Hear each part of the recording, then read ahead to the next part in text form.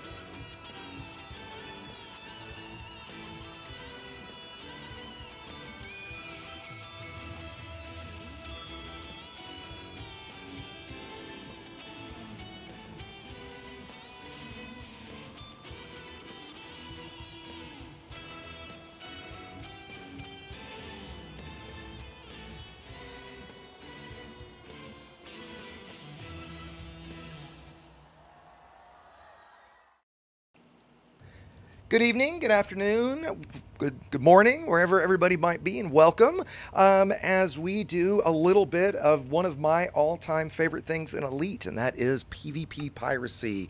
We'll talk about tonight. We'll kind of talk about what PvP piracy is, how we role play it, the different ships to use, the different outfitting tactics, how to deal with pirates from the other side. We'll look at that for a bit. We'll look at if you're a target, how to deal with the pirates safely, how to escape, how to evade, how to make sure you stay alive.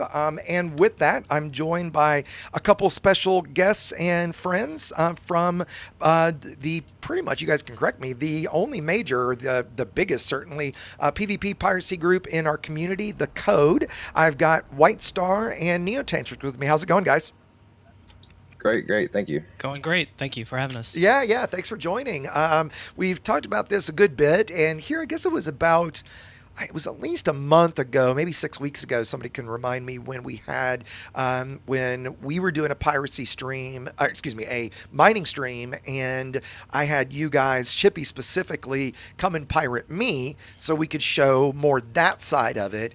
We did that very late in the stream. It wasn't the whole point of the stream, so I don't think a lot of people saw it since it was there at the end.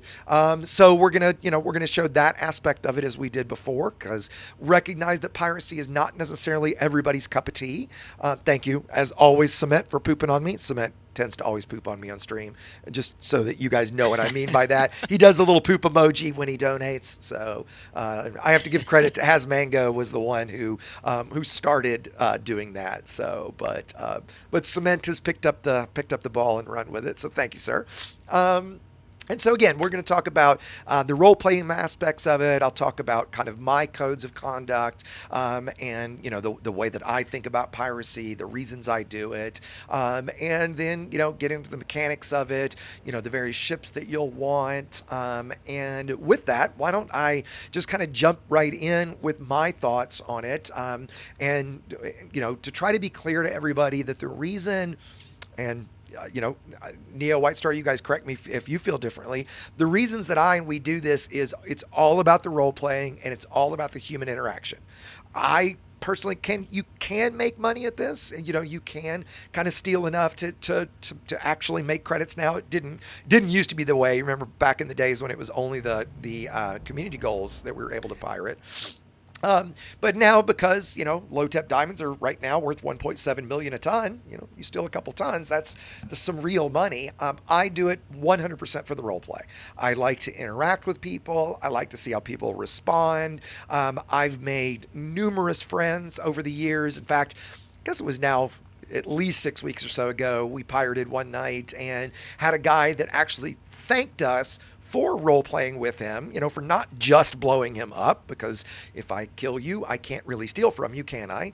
And he said he had a great time, right? It was exciting for him. Your heart's pounding. Oh my God, what's going on? Are they going to kill me? Are they going to steal from me? And that's what we're going for, right? So, what would you guys agree?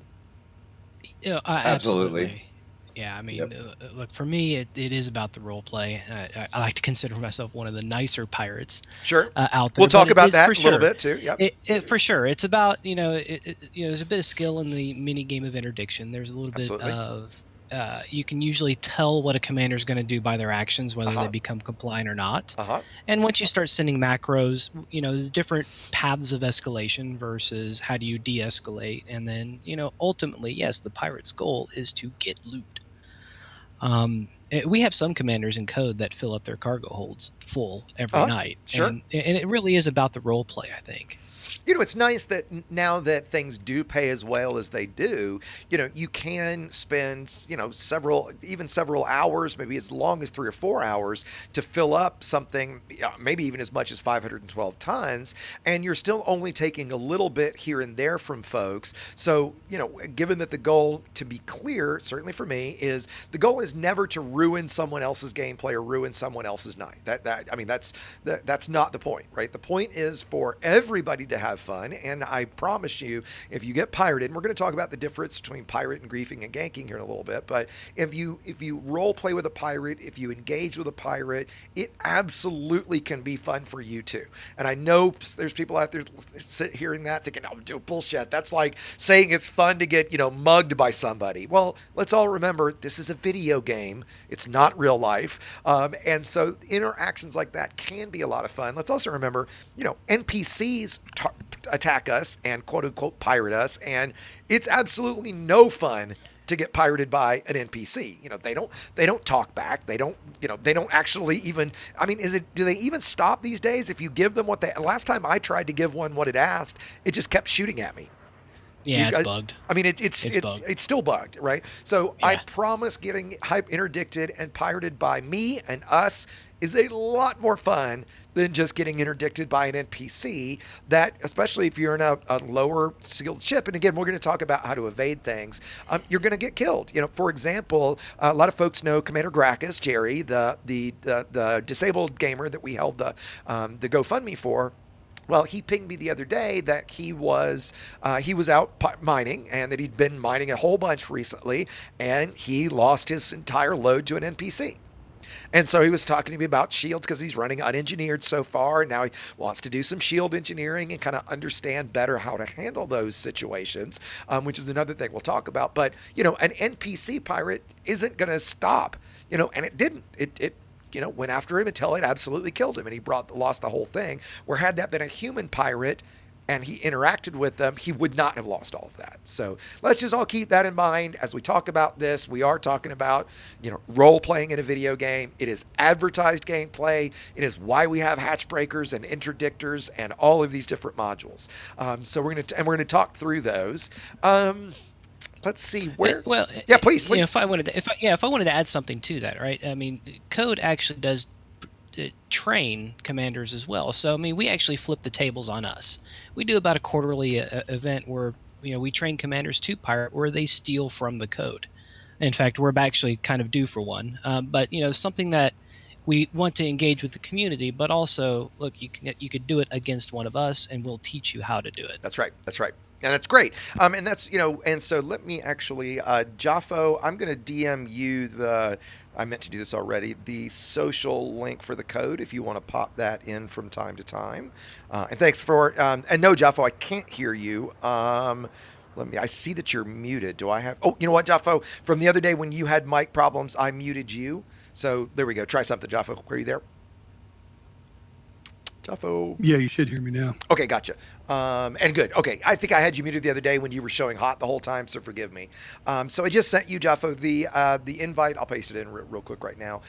This is for Code's Discord. If you want to reach out to them, if this sounds like the kind of thing that's up your, right up your alley, and you want to learn about it, welcoming group, great group. Okay. So now let's go to a comment before we kind of get started on mechanics that Sausage Slaps made a second ago. He said, if only players who claim to be pirates would actually take someone's stuff instead of just killing them. Absolutely agree, and let's talk about how you know the difference. It's really pretty simple.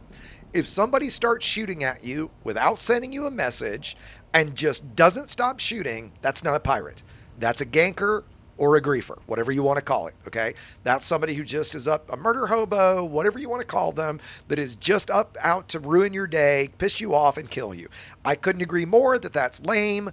I don't engage in that kind of gameplay. My policy has always been, I don't judge the way somebody plays a video game as long as they're not cheating. So while I think griefing and ganking is pretty fucking lame, I'm not going to make a big deal about it and scream and bitch about it. My advice, if somebody does that to you, is not to scream and bitch at them, because that's exactly what they're after. They're after salt. They want to make you pissed off. That is not a pirate. That is somebody who's being an ass, who's just trying to get a rise out of you. A pirate, you're going to know the difference because a pirate's going to send you demands. They're going to ask you to stop. They're going to ask for a certain amount of cargo. Now, they're probably going to shoot. My general policy is, as soon as, and we'll get into more of the mechanics in a little bit, but my general policy is as soon as we drop out of Super Cruise, I fire one shot, and there's one main reason. It sets the 15-second countdown timer for a log out, so that if they were going to basically menu log on me, they would have to at least wait those 15 seconds and give them pause. Otherwise, they can just literally straight up just exit the game and disappear. So I found that I fired that one shot to let them know I'm serious. And then, and we're going to get, again, more into the specifics of this later, but I'll show you to my wing. I target them, and the first thing I do is press my macro button and send them this macro. Okay, this is a robbery. Oh, it got split. This is a robbery. Drop 2 tons of cargo and I will not attack. Run or charge your FSD and I will kill you. I then have mounting messages that I send till I either open fire, and even then I'm begging them to stop because I don't want to kill them. And because that's not the goal. We said early on, if I kill somebody, I failed. Right? The goal is to steal from them even just 2 tons because, I've got 12 billion credits. What do I care about the credits? I care about the fun and the engagement. And I tell you, the first time I did this several years ago, I was instantly hooked. I had never had so much fun in this game. Just the excitement of the hunt, of the chase, of the interdiction, of the whole thing. I remember when I first got in this, and you guys can tell me if it was the same for you, that my heart rate would shoot up. I would just get so excited, like the blood's pumping, and it was just amazing. Do you guys have that same experience? Still to this day, absolutely, yeah. Yeah, look, the palms do get sweaty because you just don't know what's going to happen. It's crazy. Do you have an NPC cop jump That's in right. on you? Do That's you right. get shot at? You never know if they have wing buddies that come in. Yeah. There's all sorts of things that can go right, but more things that can go wrong in piracy. And every scenario, right, every time you do it, it's different. It's never the same. There's nights where you spend an hour staring at your scanner and you never get a single target. There's nights where it's you as soon as you jump to Super Cruise, there's 3 people to interdict, and it's just nonstop. Let me quickly also, I just noticed, Shippy McShipface, one of the other leaders of Code, has finally joined us. Welcome, Shippy. How are you, buddy? Hey, greetings. How are you? Very well. Are you going to be in game with us tonight or just on voice? Yep. No, I'm coming. Okay, great. So when you get here, Apostle, we might have to kick you from the wing for a little bit, and just kind of maybe use you as fodder. And so here's what we're going to do tonight, as far as mechanics of how we're going to pirate. So we're in open, which is obviously where you're going to pirate. We're going to look for targets and see what we find. The reality is, because unfortunately the griefers and the gankers that do want to just kill people will scare and chase people out of open. By the way, that's a big reason we don't engage in, certainly me, don't engage in that kind of behavior, because I want you to be in open so I can pirate you. And that's why I role play. I ask for a piddly little bit of cargo. So if we don't get any targets, we'll set up a scenario with Aposto or with somebody as our quarry, and we'll just role play it out. We'll just, okay, Aposto, here's how we want you to act this time, or whomever it is. If you're in open, if you want to come play along and be a target for us, feel free to come to the system. Let me put the system name in chat for everybody. Did we put that in the live streaming channel? I put it on at the beginning. Okay, let me jump into that. And for those that are in Discord and would try to get my attention at all, I'm watching the live streaming chat channel. So let me put in the system. There's that, and let me put this in stream.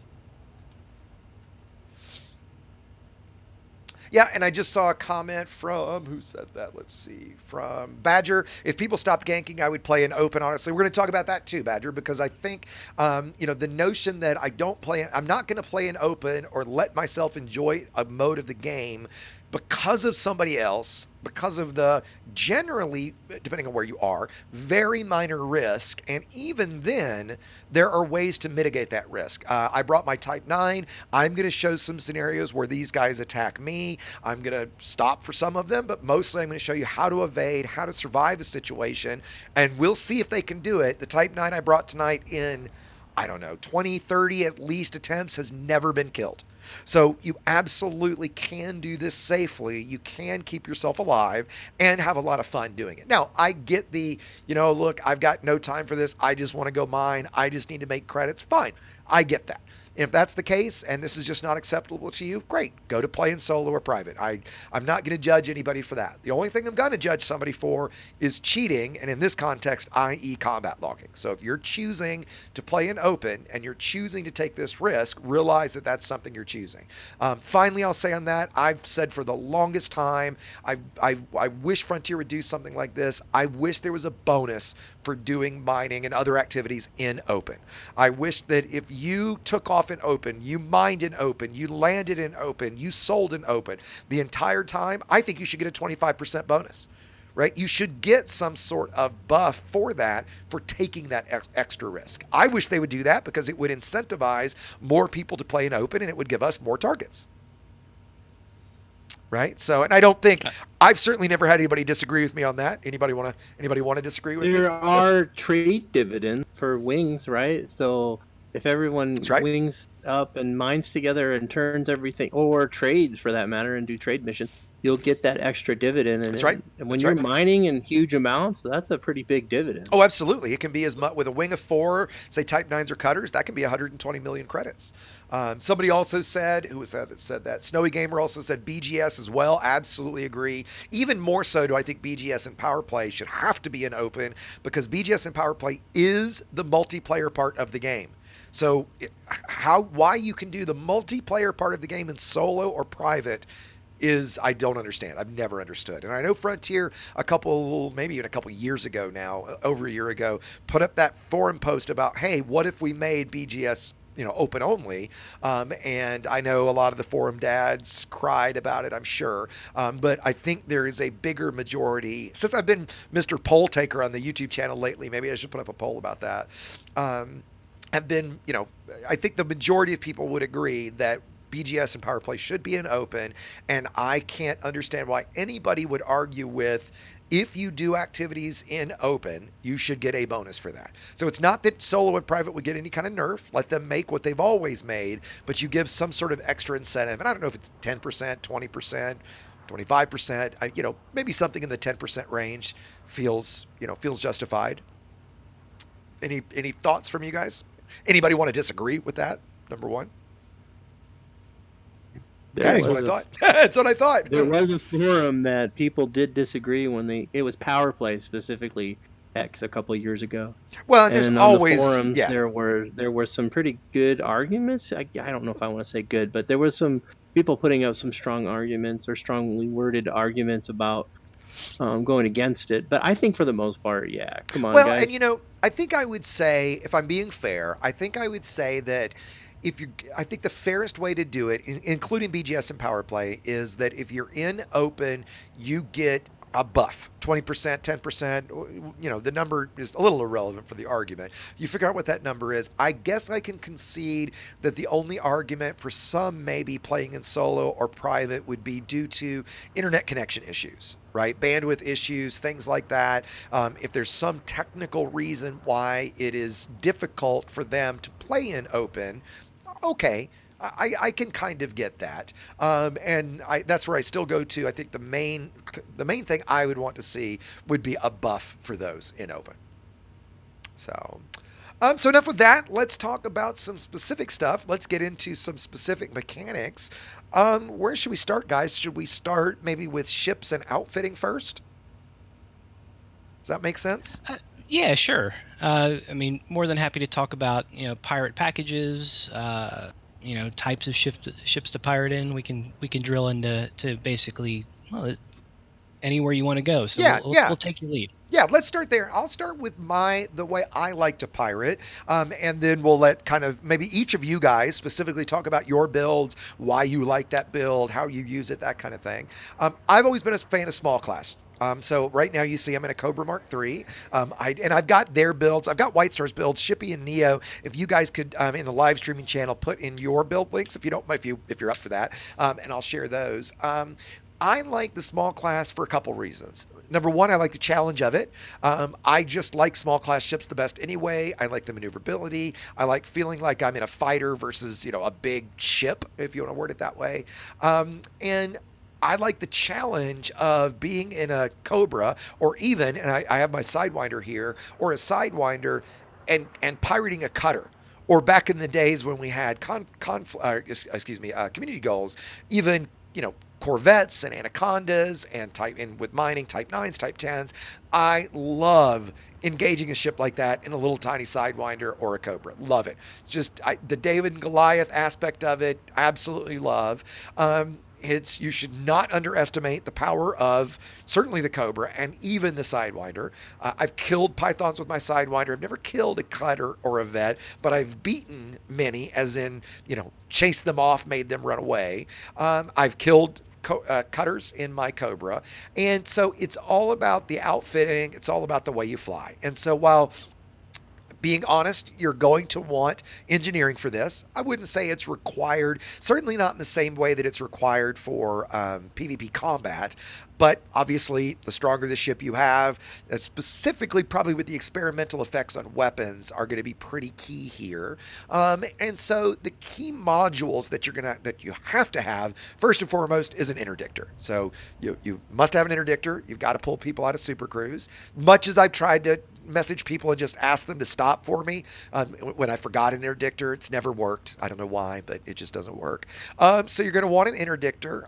I find that you don't really need anything above a class 2. Generally range is not an issue. You're going to catch them as you get to the station. Every now and then they'll get away from you, but I find I use a class 1 or a class 2. You always, and tell me if you guys disagree with this at all, you always want expanded capture arc. Would you guys disagree with that in any way?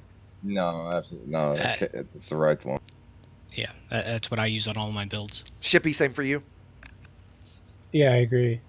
Yeah, and that's because, so with long range, okay, great. Well, you can get longer range by using a bigger interdictor. And because if you're chasing your target as they begin their deceleration at the station and you don't have to, that's where you're going to catch them. But expanded capture arc will let you capture players at a 100-degree angle. So at more than a 90-degree right angle. So being able to come around them if they're turning or things like that, and being able to have that extra arc is far more important. And that's, again, not required, but a very, very nice one to have. Hatch breakers are another great one. Again, we're not going to kill. So if you're not going to kill specifically, you don't even have to have a target stop to be able to successfully. Now, generally, and we'll talk about how you guys pirate in a second when we get to that, I do want a target to stop. That's in my demands. But even if they don't, I can fire a hatch breaker at them, which if for those that don't know, that will crack open their cargo hatch, goes through shields, so you don't even have to take their shields down, latches onto their cargo bay, rips it open, and drops out several tons of cargo. And that combined, now the negative to it is it's going to spill cargo kind of all over the place. It makes it difficult to collect stuff. So you don't want to do that for stuff in bulk. But for me, and for mostly what we'll do tonight, again, I'm doing it for the role play. I would rather have someone stop, but ultimately I'm going to get cargo out of them unless they have, the main defense for that would be point defense. And so for those that want to be defensive miners and traders, you always want to run point defense on the bottom of your ship so it's near the cargo hatch. If you've got it on top and I come at you from the bottom, it's probably not going to shoot down my limpet. Now, that said, most of the time, I would probably go for something else as a defense, probably a shield booster instead, because it's more likely you're going to come up against somebody that is going to just try to kill you. So I think building for that ganker and griefer that wants to kill you is the smarter play than somebody using a hatch breaker, and potentially you lose even 10 tons of cargo to that is a lot less of a big deal than losing your life. Would you guys disagree with that at all? No, absolutely agree. I mean, the min-max builds you see if they fly in open tend to be a problem because, I think Neo said earlier on in the build, there are times where the shields are either so weak or not engineered, a warning shot usually takes them down to about 35%. And that's exactly what we want to avoid. Exactly. Yep. And it's really easy to engineer one within a day at the most to withstand an assault and even escape pretty Yeah, and when we get to that, I'll show you guys my Type 9 build. In fact, Jaffo, if you could maybe find the link for my Type 9 video I did recently, and just a quick thanks to Jaffo for his. I see him diligently moderating the chat right now. Thank you very much, Jaffo. As always, I really appreciate it, buddy.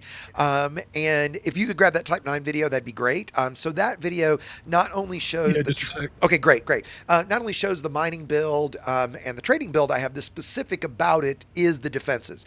So the mining build, actually both of them have over 1,200 megajoules of shields, while in the mining build still having 512 tons of cargo space with 13 limpets, and in the cargo build still has 752 tons of cargo space. So you can do anything you would need to that with that, and having that strong shields. I mean, unless a wing of 4 with a Grom bomb and, some real high skill, highly engineered commanders get you and you fly right, you're going to survive just about as much as you conceivably would worry about. I mean, sure, you can run a class 8 prismatic and be kind of ridiculous, but at the same time, you still want to carry cargo and your limpets and all that good stuff, right? So back to the Cobra. So we talked about the interdictor, hatchbreaker. Interdictor's key. Got to have the interdictor. Hatchbreaker, very nice to have. Do you guys all tend to run hatchbreakers? Yes. Yeah. On my medium ships, I tend to run class 1. My larger ships, I'll run a class 3 or class 5. Yeah. And the only build that I don't run it on is my Sidewinder, just because of how tiny it is. That's it's the only reason. I'm not going to give up a hull reinforcement for a hatchbreaker because for the role playing aspect of it, I'd rather get you to potentially stop. I'll admit with my Sidewinder, I don't even run a cargo rack because I ask for 1 ton, and I don't even bother picking it up because I'm just going for the role play. Again, Sidewinder, don't have that much space, right? Other key modules, obviously a cargo rack. So as I said, other than my silly Sidewinder build, but having a cargo rack for your limpets and obviously for your booty when you pick it up. Having then normal defense or having collectors is another great one. Do you guys tend to run collectors? I'm assuming. Yeah. Yeah. Pretty. No way makes it a I'm lot scooping it faster. manually. Yeah, well, I mean, you can, and again, on my Sidewinder, because I ask for so little, I scoop it manually, but you don't want to, especially in our medium and certainly a large class build, why wouldn't you bring collectors? You've got plenty of room for it, right? This is a case of, in my opinion, you want a B rated instead of an A rated because you're going to care much more about the range of the limpet versus the lifespan. And that's the main, I mean, there's a weight difference too, but the main difference between A and B is A is going to live for, I think it's 720 seconds. Somebody correct me if I'm wrong. And B is 400 seconds. It's something like that. And it also does depend on the class. Where the range is going to be like a B rated, class 1B is like 1.4 kilometers. A 1A is something like 1.2 or somewhere in that range. So you're always going to, in my opinion, want the longer range, especially if they're hatch breaking and they're spilling shit all over the place. Again, any disagreements I was or just thoughts? about to mention that. Yeah. No, just about to mention that. Yeah, because once they start spilling and they're running, and I mean, if you get the cops on you, they start blowing out the canisters as well. So I mean, you got something quick. You need something quick and something that can get far out there for you. Precisely. And so then you're going to want defenses, because it's likely that cops are going to show up at some point. It's likely you're going to get wanted for doing this if people are running crimes. And to be clear, those of you that are doing this in open, that are mining and trading in open, you absolutely should be running crimes. You should be getting that defense of a system authority. Now, you can't rely on them because honestly, most good pirates, if they chose to, are going to be able to kill you long before system authority arrives. But being blunt, don't make it easier on us. I mean, that's, why would you not? So you should be running crimes. So we need to be able to run defenses so that if the cops show up, we can tank that fire from them, continue to engage with you, even though the cops have shown up. In one of my favorite ones ever, I killed a python in a Sidewinder, and I probably had 5 or 6 cops on me while I did it.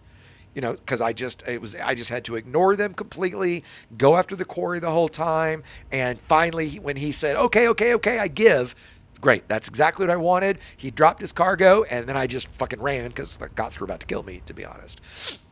So we'll get more into kind of different shields and stuff as we talk through the different builds. That's generally going to be specific to the type of ship. Like a Cobra is almost always going to run a bi-weave. A Cutter is probably running a prismatic. Is that right?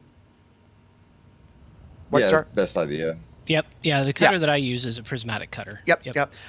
Let me just make a very quick aside here about prismatics and power play modules. Prismatics, for those that don't know, is the power play shield generator. You get it from Aisling Duvall. You can only get it from her once you're pledged for a month. There are 11 different power play modules that you can only get from the different powers. If anybody listening right now is not pledged to a power, go do it as soon as you can. You're just wasting time if you're not pledged. It's very simple to pledge. You go here on your right screen, you go to Galactic Powers, you pick the power, for example, Aisling Duvall, you pick her. Now on my screen it says defect because I'm pledged to somebody else.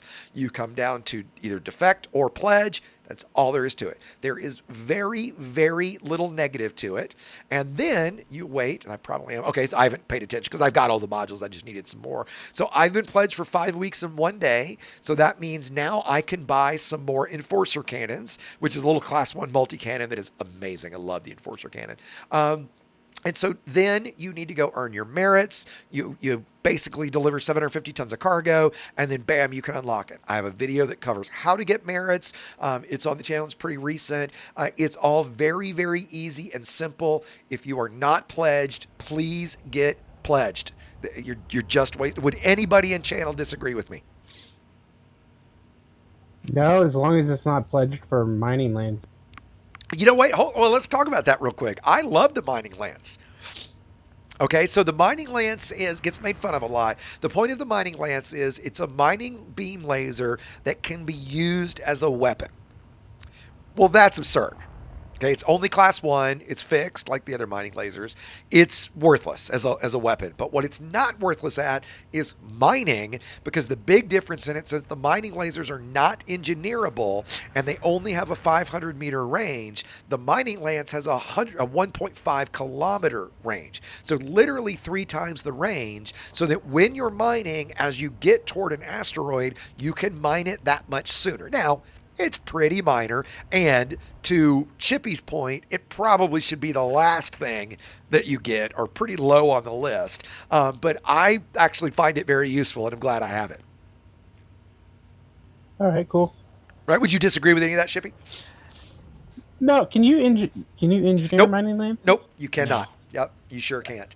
Because I remember when I first unlocked it, the first thing I went to Brute Tarquin to engineer it, and I was so disappointed when I found out that you couldn't, because I was going to add long range to it and maybe actually make it effective. I'll admit I did put 2 mining lances on a Sidewinder and went and killed a few commanders back when we could get into the starter systems. Sorry, I'll admit I did that because, I just had to use a Sidewinder to mining lance to kill somebody. But they're awful. As a weapon, they're awful. For mining, they're great. But yeah, to Shippy's main point, virtually every other power play module is more useful in some way. So start with, you've got the credits. If you've got, say, 500 million or 1 billion credits, go for the prismatic shields. If you're broke and you don't want to grind out a bunch of money, what would you guys go first? I always advise the pack hounds just because I find them a lot of fun. What would you guys advise? Well, I like the FSD disruptors for PvP and piracy. Sure. Let's talk about that really quickly. The FSD disruptor, we're going to use that tonight, is a weapon that if somebody's charging for jump, it's a dumbfire missile that if I hit you while you're charging for jump, it resets your FSD for 40 seconds. So it's like you powered it off and powered it back on. There's a cooldown right after that for, I think, 30 seconds. So you can't just, bang, bang, bang and keep somebody from jumping over and over again. But for what we're going to do tonight, yeah, very critical module. I would argue, though, for most, just your kind of average player, not as useful. It's kind of a niche weapon still. Very much. Pacifiers are by far my favorite power play weapon. Okay. They're devastating. Yeah, it's a frag cannon. It's class. So power play modules are all fixed, one size only. That one happens to be in a large class. So it's a fixed large class. Kind of like it has a tighter spread than a normal frag cannon. Yeah. So you get a little bit longer range out of it. It's closer to like a PA, but it still has a little bit of spread. but there's virtually no distro draw Right. on frags. And the huge amount of damage. Yeah. Yeah, huge amounts of damage. So yeah. So there's lots of them. I like the pack-hound missiles just because they're fun. They're cool looking. Those are the drunk missiles that fire a little volley of 4 little tiny crazy ass missiles. Those are fun. I mean, there's lots of good ones. I actually have one of my old videos. I need to do an updated version of it. One of my oldest videos covers all of the different power play modules and the differences and what they do. So there's some good ones. There's some worthless ones like the Retributor Beam. Right, is a heat beam laser that is absolutely worthless. I would argue it's the most worthless of all of them. Probably. The mining lance is at least useful for mining. I have never used the Retributor. The Cyto Scramblers are very niche as well, but can be, when used right and engineered, can be quite devastating against shields. There's a bunch of them. Sorry, I didn't mean to get too sidetracked here. Actually, I mean, I use Cytos on some of my pirate builds because remember the goal that we talked about earlier is not to destroy a ship, and they just peel shields away fast. That's a great idea. Absolutely great idea. So just very briefly, Cyto Scramblers are a class 1 fixed burst laser that has a huge amount of jitter. So you've got to, and it's only got a 500 meter range unengineered. So you've got to be right on top of somebody, but it just is devastating against shields. Without engineering, it does no hull damage, only shield damage. So you can put inertia impact on it, the experimental, and make it do hull damage, but inertia adds more jitter. So it's kind of a delicate balance. Pasto, are you still running rapid inertia? Pasto doesn't realize he's muted. Yes, sorry. I was muted and it moved me to AFK, so I turned it off and then turned it on again by accident. We've got 15-minute AFK, so I set it to 30 right now. Anyway, perfect. Yeah, I do use inertial with rapid? the Cyto Scramblers with rapid. Yeah, because and that is... while it totally destroys, I mean, it's you're not aiming those. You're pointing your ship to aim, right? And then it's just like a shotgun of lasers. It's like a Kiss concert. It's amazing. It is. Show. If I'd have thought about it tonight, I'd have had my ship over to show you guys. It is nuts the way it looks, and you do have to be right on top of a big ship to hit them. It shreds shields within seconds. Yeah. I remember one time following close to Orgemeyer, and just he was being heal beamed, and I was still ripping his shield down. They couldn't out heal my my damage. Yeah. But I had to be right on top of him. Again, he was in a huge ship. Yeah, that's the negative. So, yeah. I tend to run long range phasing on mine. Now the negative to that is as soon as the shields go down, you're not doing any damage at all. So I tend to use them on something like a Chieftain or a Crusader where they're on the 3 smalls, and then as soon as shields drop, I switch over and use rails or frags or whatever else I'm going to use. They're just a anti-shield weapon, right? So, okay, so sorry, didn't mean to get too much of a side story there. As far as the rest of the build, you're going to do a very standard meta core. You're probably, again, depending on credits and stuff, going to run reactive. Generally, the meta for hull is, especially if you can run a single thermal hull reinforcement, is you're going to run reactive with heavy-duty deep plate and then a single thermoblock hull reinforcement to make up for the thermal drop. Even if you can't do that, I tend to run reactive. Military is a fine choice just because of cost. Again, you're going to run heavy duty deep plate on it, so you've got some hull underneath whatever you do. If you're running a bi-weave, they work great for this, but you could argue that a prismatic would be better because you might have to tank fire from somebody, right? So there's reasons that you would do either, again, depending on the build. And we'll talk in a minute. I'm going to go around what ships you guys fly and let you talk a little bit about those. As far as utilities, it's very nice to have a manifest scanner. I wouldn't say it's required, but it's pretty close up there. What would you guys say about manifest scanner?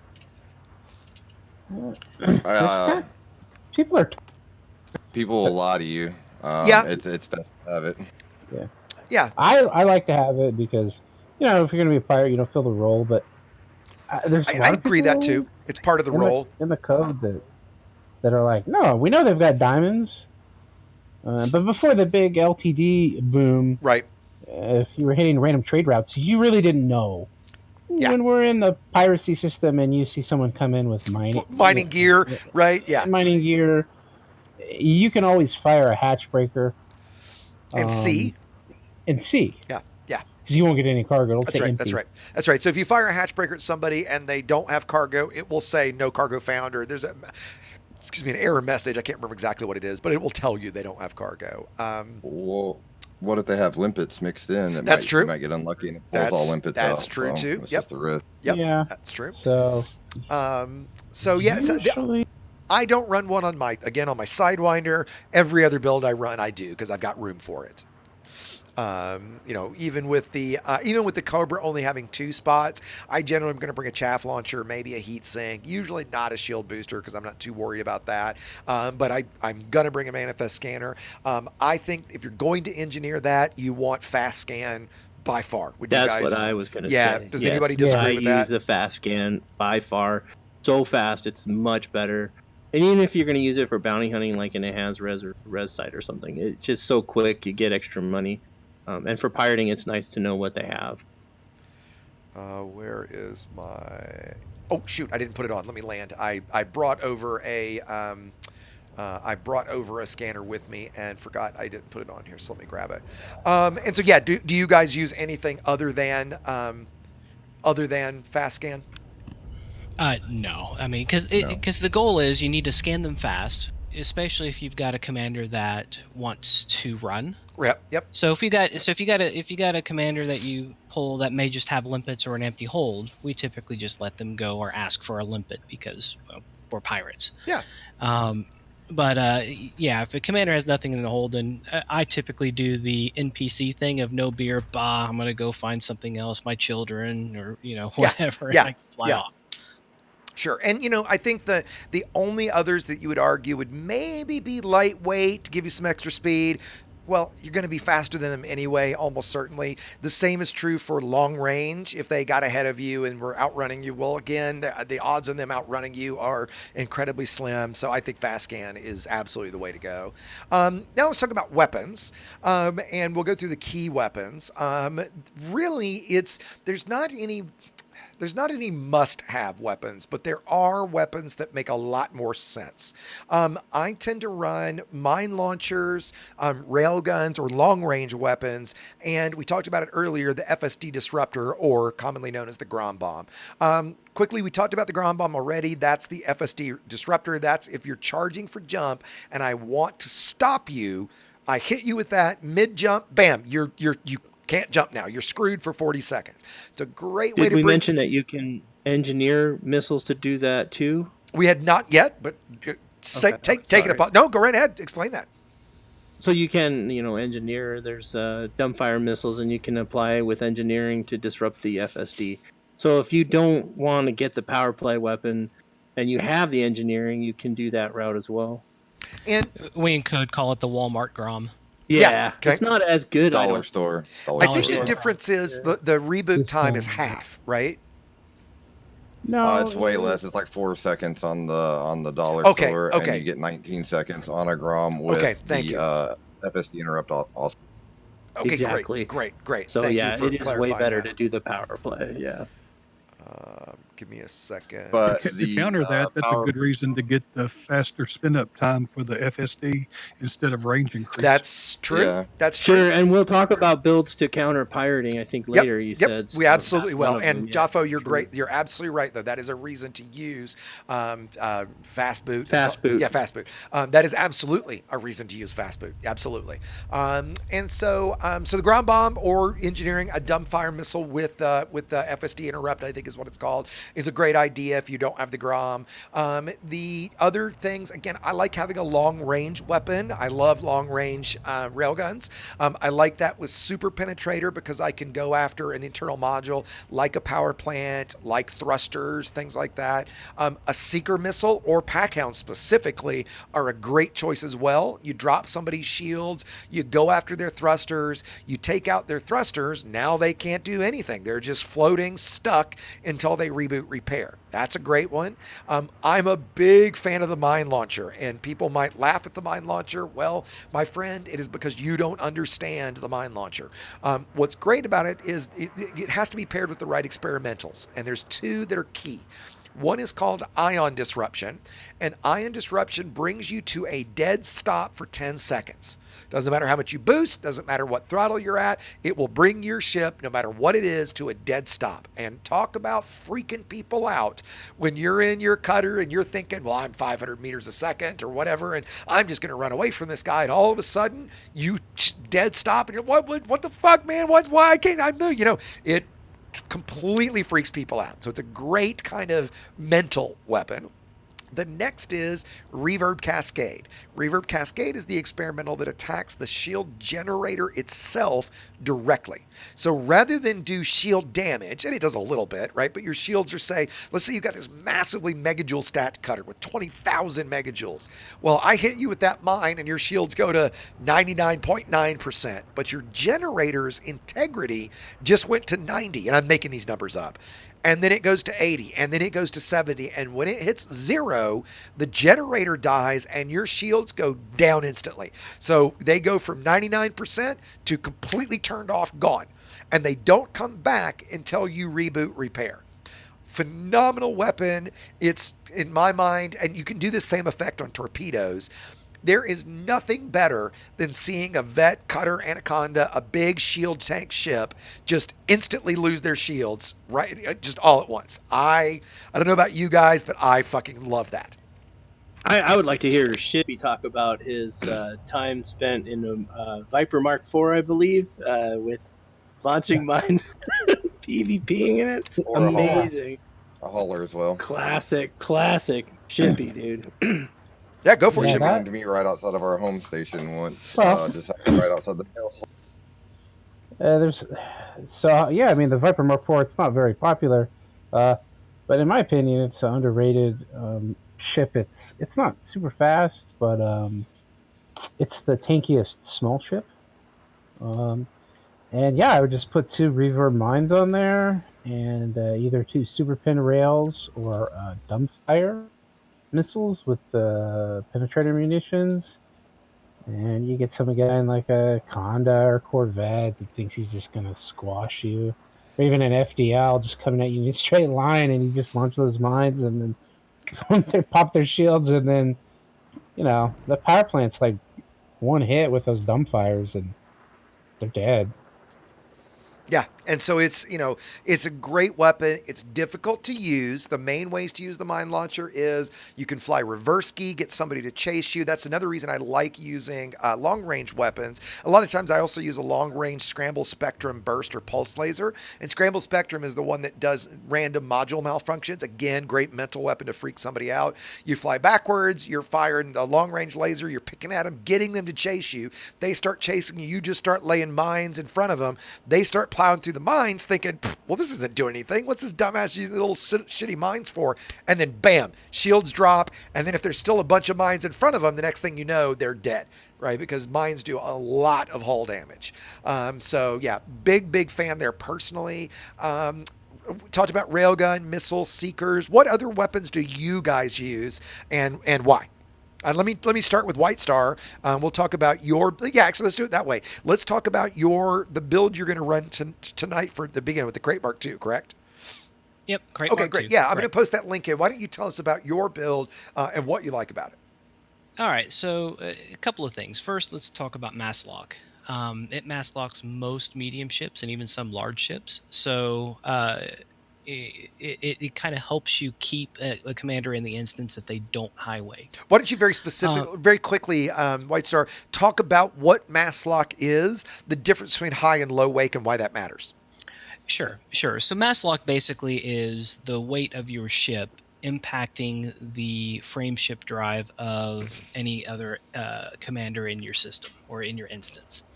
And what it does, it basically keeps them from jumping out quickly. So I'm sure everyone's experienced trying to go back into Super Cruise and it says, Mass Effect locked by 24 or something like that. And that's a product of a ship that's bigger and heavier than yours.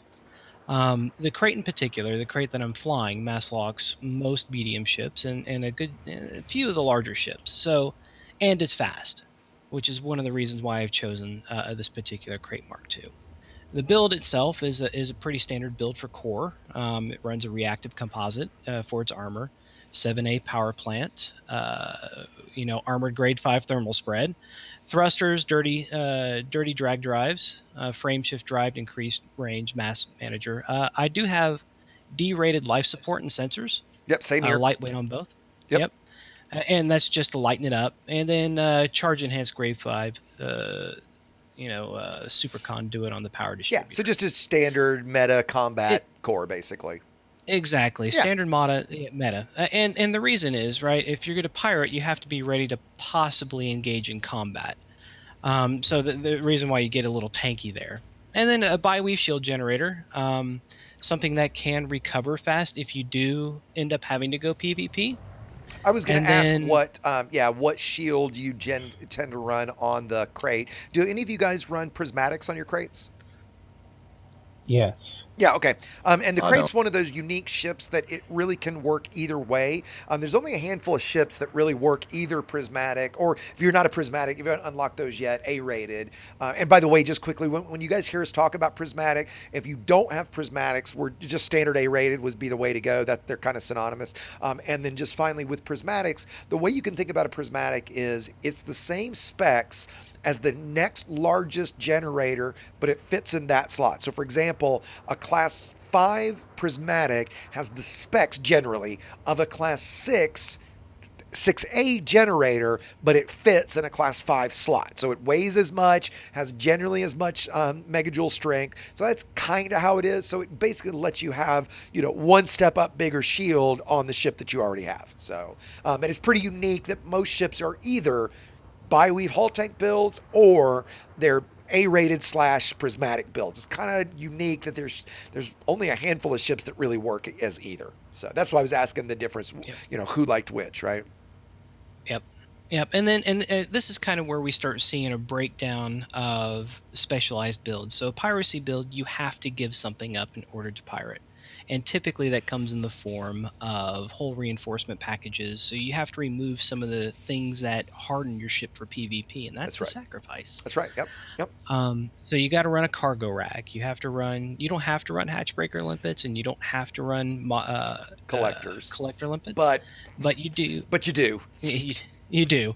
If you don't want to spend the rest of your night going forward and reverse trying to pick up limpet or canisters.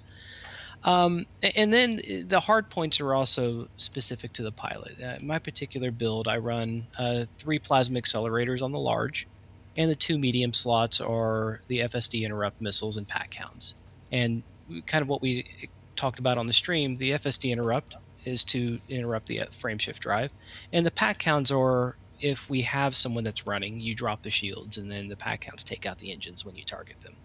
Yeah, and that's how often do you find that you go for exactly that you try to drop shields and specifically go for thrusters? Is that something that's your normal SOP? My latest is to target the cargo hatch. Okay. Funny enough, because if you target the cargo hatch and make it fail, they dump all their cargo anyways. And to me, it makes it more of a challenge. Yeah, that's what 3 of 9 does. Is 3 of 9 still pirating these days? I haven't talked to him in a long time. Kinda. He's pretty busy. Okay. You know what? I've wanted to have him on stream forever. I don't think he's big. I don't think I've ever heard his voice. So I don't know if he, would be up for talking. For those that don't know, 3 of 9 is a very long-term pirate. He's, I think, easily the kindest. I don't think I've ever seen him kill.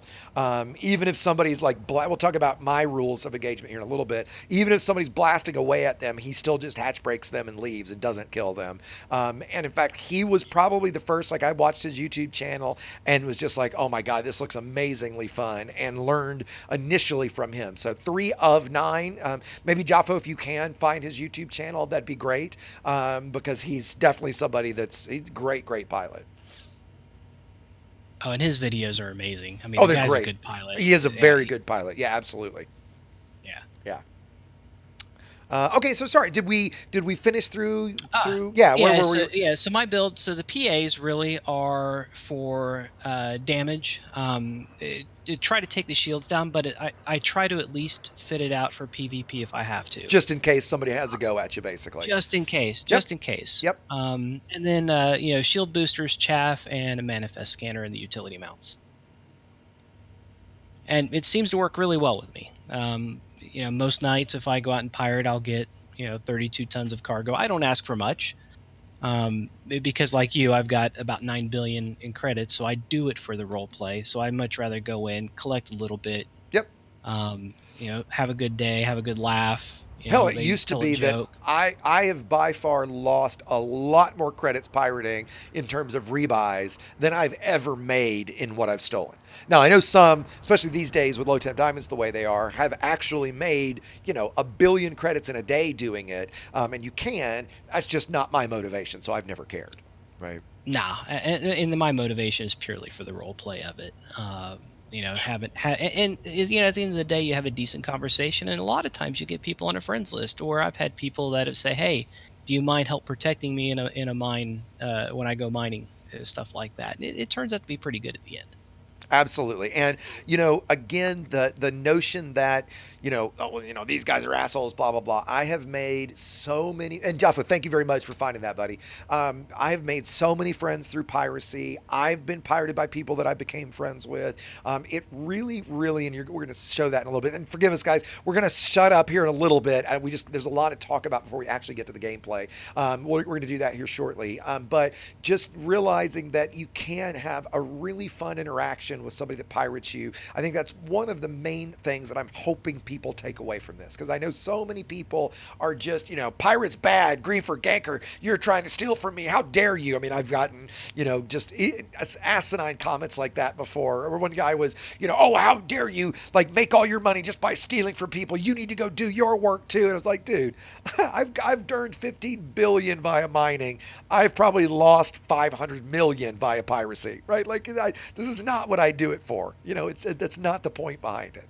So Neil, why don't we talk about? I just pasted your build in for the folks at home. Why don't we talk about your build? I just realized I messed up and didn't put the experimentals on my PAs. So okay, no worries. If they will hold off just 2 seconds, I can give them the actual one. I'm doing it right now. But no worries. My build is easily and I've flown all my ship, or just about every ship you could think of, except for the Cobra, oddly enough. Interesting. In PvP piracy.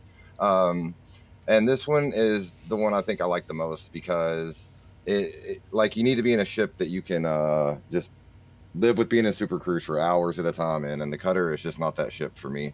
I got the right build now, so I'm gonna get the link real quick. Okay, cool. But I end up engineering, if you notice, my power plant and my FSD are both double braced. That way I don't have to use an MRP, and I can run the FSD booster instead. What was I gonna say? The one drawback is if you run into an unengineered ship that's refusing to stop and you try to give them a warning shot, you might one shot them with all these PAs. But on the flip side, if you run into a shield stack cutter that wants to fight back or whatever, it's really good there. So you kind of have to make sacrifices. I've toyed with switching the hammer out for pack hounds or a super pin, and I found the feedback just more useful, and it can also, snipe a module, just not quite as well. Right. Sure. And, to your point, it's, and White Star touched on this a little bit too. It's, while we're not out to do PvP combat, certainly me less so being in a Cobra, just the type of guys we are, you don't want to run from a fight. Somebody has a go at you. You don't want to have to tuck tail and just run right away. You want to be able to fight back and be able to do that. If a lawful, if somebody who's playing a lawful role, which by the way can be a very interesting thing to do as well, tries to defend, or a wingmate jumps in and tries to defend the quarry, being able to fight them off or deal with them also. So there is some reason to run legitimate weapons. As we said a few times, there are places you have to sacrifice. Generally, well, I'm currently in a prismatic crate. Okay. Because that's what I had. laying around, but I probably pirated most in an orca Ah, and an okay. anaconda of all Okay. things. Okay. And talk about since it's a little interesting, talk about the Orca build. What would you run? Orca's got one large, two mediums, correct? I think I'm right in saying that. Yeah, Yeah. and that's the one large two medium. So that is the biggest downfall. It doesn't have a lot of utility. Um, so on mine, I run one Grom and two. Let's see, rapid fire frags, just for the DPS burst. And then I run a prismatic on mine, just because I like to have the internal slots, the extra cargo. The great thing about the Orca is it's one of the fastest. Right. Well, it's actually a large ship, but a lot of people call it a medium ship. Yeah. But Yeah. Right. Right. It is a um, large pad, but it does not seem to be a large ship, does it? I always forget right, that. Yeah. Yeah. so I use it really for like long range. Piracy and wing. It's really good for wing piracy because you can help chase people down and get the Grom off. Um, I can chase down cutters and phantoms, and it can get away. Like if you're being Yeah. chased What's its boost by, like? 640. oh yeah, Yeah. six Yeah. forty. Yeah. People So don't realize the Orca is a very fast ship. Looks great too. and you can get a couple thousand megajoule shields on Yeah. it, still Yeah. boost, and carry 32 tons of cargo, still have hatch breakers, still have collectors, still have a scanner, and it's just a great all around ship. And it's you really can't die in it unless you want to. Yeah, yeah, So that's a fair way to say it, right? And by the way, just quickly, Shippy, I see that you're in a wing. I was going to add you to the wing with Neo and I. Do you want to stay in the wing you're in, or would you like to join us? yeah, I'll join. Okay, cool. Give me one I second. booted a Pasto, so I would feel bad about not bringing you in since I booted a Pasto. And Neo, you just didn't see it yet. If you'll send me your put it in Discord, your Twitter URL, or excuse me, Twitch Sure. URL, I'll paste that in for everybody. So Neo does have a active and growing Twitter. I keep saying that Twitch channel where he does piracy. He does a lot of PvP combat. Yeah, what? Tell him a little bit about your channel, real quick, Neo. Well, basically, I normally stream when there's just something interesting going on, but X brought up a good point today that I need to have some sort of set schedule at least. Like, still do those streams when we get some fights or whatever. But I don't know. I just hang out and just try to be a classy pirate and still set a good example of how we can keep it all in the game and keep it fun. There's no reason for everybody to take it anywhere else. Yeah, and I think So I've said a few times, one of the things I hope people take away from this is that PvP piracy is fun. It's about role playing. It is not about trying to kill somebody. It is not about trying to gank somebody. It's not about, trying to ruin somebody else's night. It's all about trying to engage with other commanders. Right? I mean, that's simple. At least for me anyway. Yeah, yeah, that's what absolutely. piracy is about. Exactly, right. And let's talk. We mentioned this a little bit, but again, the easy way to tell the difference between a pirate and a ganker is a pirate is going to send you messages. A ganker is just going to shoot. They're not gonna say a word. They're just gonna shoot no matter what you do, what you say. They're not gonna stop firing. They're gonna try to kill you as fast as they can. We are gonna talk about this at the end about how to get out of those situations. I also, guys, just posted in a link to Neo's Twitch account. I hope you guys will stop by and give him a follow. Go check out his channel and his content. A lot of fun. He does a lot more.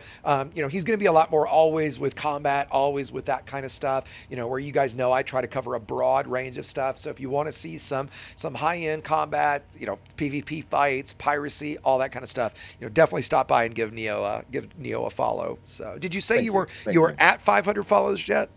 or beyond? No, I'm not there. I was at 481 when I started. So I'm Oh, gonna come look on, at guys. 19 of you out there can hit follow on his account. Let's get into 500 before we're done it. tonight. 481. Yeah. That'd be awesome. 19. And look, I Thank never asked for subs myself, right? So I'm not asking for myself, but 19 of you could go click follow on his channel Oh my. and push him over Here that we go. 500. That would be awesome. I'd love to see if we could do that. Okay, let's talk about one last kind of mechanic thing before we actually go out and see if there's any targets out there, see if there's anybody we can actually pirate. If there isn't, we'll then set up a situation and pirate one of us. If some of our guys, I think. No, please. I think they already hit it. Let me look. Did you? All right. I got flooded immediately. Wow, you guys are too much. Oh, that's I great. love it. I'm just Okay. waiting for Nice. it to. I'm going to look myself right now. Hey, I'm It's I'm forced- lagging for me. Oh, well, shit. Some reason I wasn't followed. You're at 496. I think I just put you at Oof. 497. Come on, guys. That's like what? That's like 3 more. 497. Just 3 more.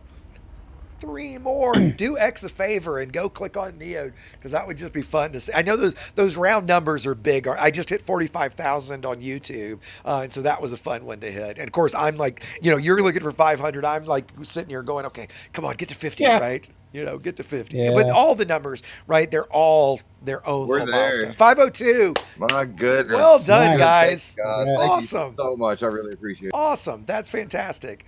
Looks like you had a few in Really, chat really over there. appreciate that. Yeah, that's great. That's awesome. So, Killer, thanks everybody. That was a fun little thing for the night, isn't it?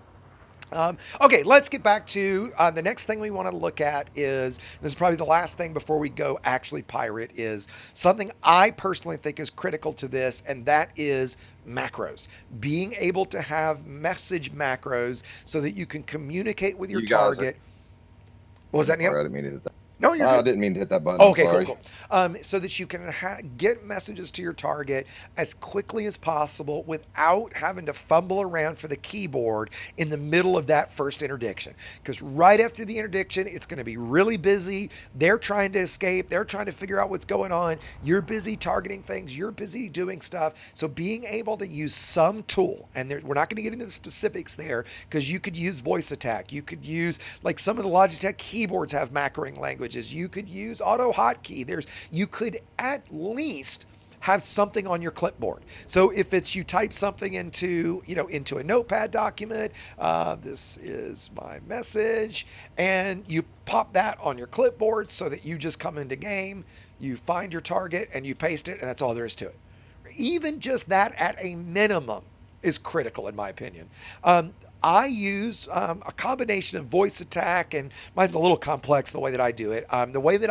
Because mine is set up so that the macros open a text file, read the data out of the text file, and then paste that into a lead. And the reason I do it that way is if I want to change what those macros say, I just go edit a text file. I don't have to dig into like a voice attack script or an auto hotkey script. It's just right there in a text file. But there are a million different ways to do it. All right.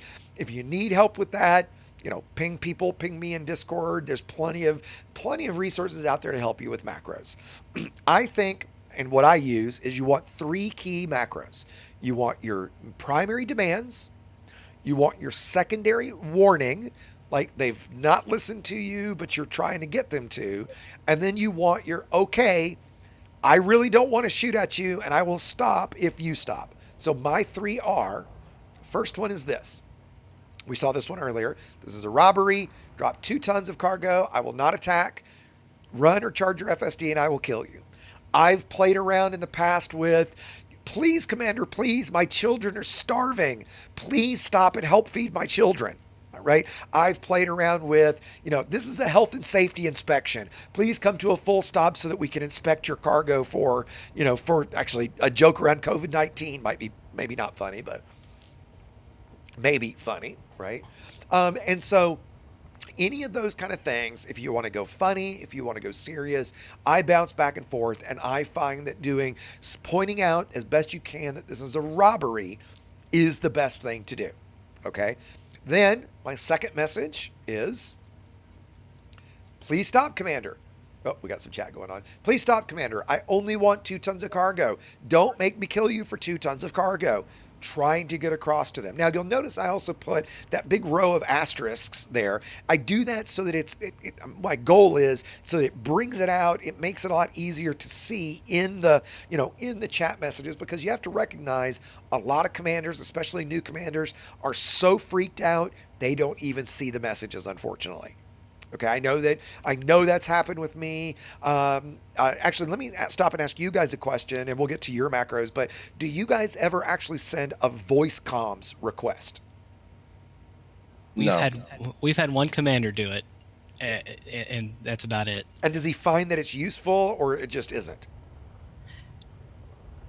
The other person has to pick up. Exactly. I usually don't. Exactly, right? And so I think that sending a voice comm request, they'll see that request, right? They'll at least hear it in a different way, but most don't want to talk to you, and it's just kind of awkward. So I think sending text messages is the best way, but recognizing that it's likely they're not seeing them.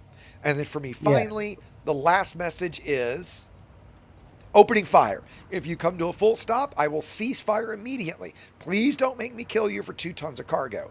If you pay, you will not be attacked again. So again, I'm trying to get across to them that I'm a human. I've had people literally ask me, "Are you a human?" Have you guys gotten that before too? Yes. Yes. Yes. Right? Because people are so used to NPCs. And unfortunately, the reason I stopped sending my children are starving messages is NPCs actually send that same message sometimes. So people were getting confused. Was I an NPC? Right? So sending those messages is also, I think that's one of the primary keys to being successful, because if you're not communicating with your target, they're just not going to know who you are and what you want and what you're doing. Guys, what are you guys' thoughts on that? Yeah, I had for the first time a target voice called me. Really? Yeah, and he was like, "Hey, what can I do for you?" And this was like after I had already started hatch breaking. Maybe they kind of didn't know what was going on. Okay. And did you chit and chat then with him? he's- Was it? Yeah, it he tried friendly? he tried to get away. And, Okay. Yeah, he was super nice. Yeah.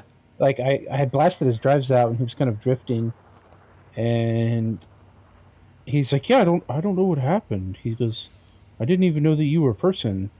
And then he's like, "Here's 50 tons," and then I told him how to rebuild his ship, and he was like, "Hey, that was a really fun experience." Yeah, and I want to address something, and I think it maybe has. I don't think there's anything salty in here, but I'm going to address something. I've seen a little bit of discussion in chat about combat logging. So let me talk about a few things here about what combat logging is. Number one, combat logging is you're in a dangerous situation and you exit the game. That dangerous situation could be an NPC has attacked you, you've accidentally dropped at a star, you've dropped into a neutron, whatever it might be, and you're about to die. There's 2 types of combat logging. There's menu logging, where I literally go to the main menu, hit exit, and exit to desktop that way. If I'm in danger, I'll get the 15-second, sometimes a little less depending, but usually it's a 15-second countdown. A lot of us, I'm sure, have seen that. And the other way is you bring up Task Manager, you right-click, or there's a few other methods, but you right-click and force quit the game and instantly kill the game. Let's be completely clear. Menu logging, waiting the 15-second countdown, is not cheating by Frontier's rules and is not bannable.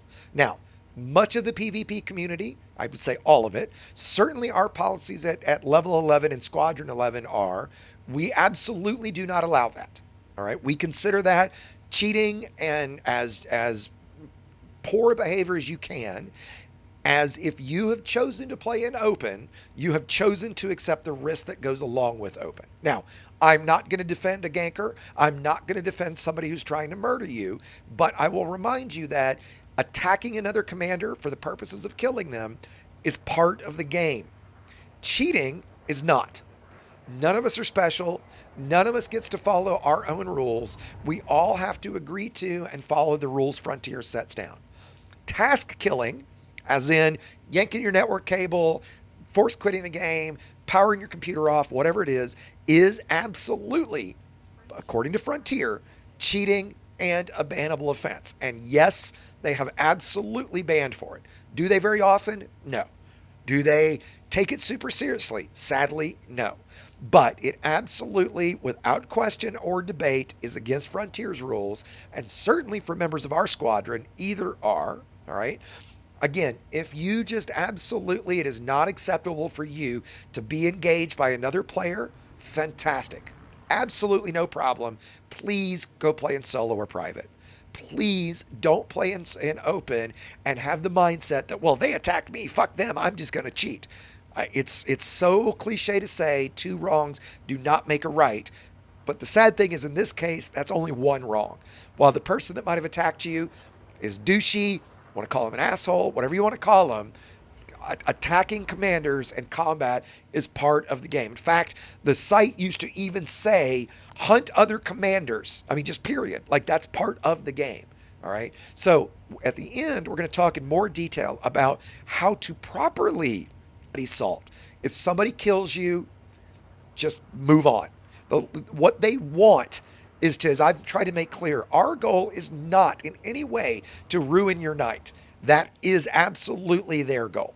They want you to be pissed. They want you to scream at them. They want to get screenshots of you yelling at them and bitching at them and tell them how awful they are and blah, blah, blah, right? That's what they want. Don't give it to them, right? Rant over. Just wanted to be clear about, what each is. Frontier makes these rules, not us. Sadly, back when all the cheating stuff came up, because there are, unfortunately, trainer apps that you can use to cheat in Elite. People actually made a video why you should care about this. And people would say things like, oh, I only play in solo, I don't care, right? Or I don't do PvP, I don't care. And my response always is, okay, well, what if I come into your home system, I cheat, kill system authority like crazy, push your station into lockdown, and now you can't get into your ships, you can't use outfitting, you can't use the market, nothing. Let's say that I cheat and I push the system we're in right now into lockdown. Nobody can get 1.7 million a ton for diamonds. Do you care now? Because you should. Right? Everybody should care in a multiplayer game when people are cheating. And Elite is a multiplayer game that can be played alone. It is not a single player game, period. And with that, rant over. So sorry, like I said, I don't know what the chat was exactly, but I just wanted to be very clear about that for everybody. So with that, what should we do? Should we go jump out to super? Do you guys want to make any comments on macros? Anything else we haven't covered before we jump out?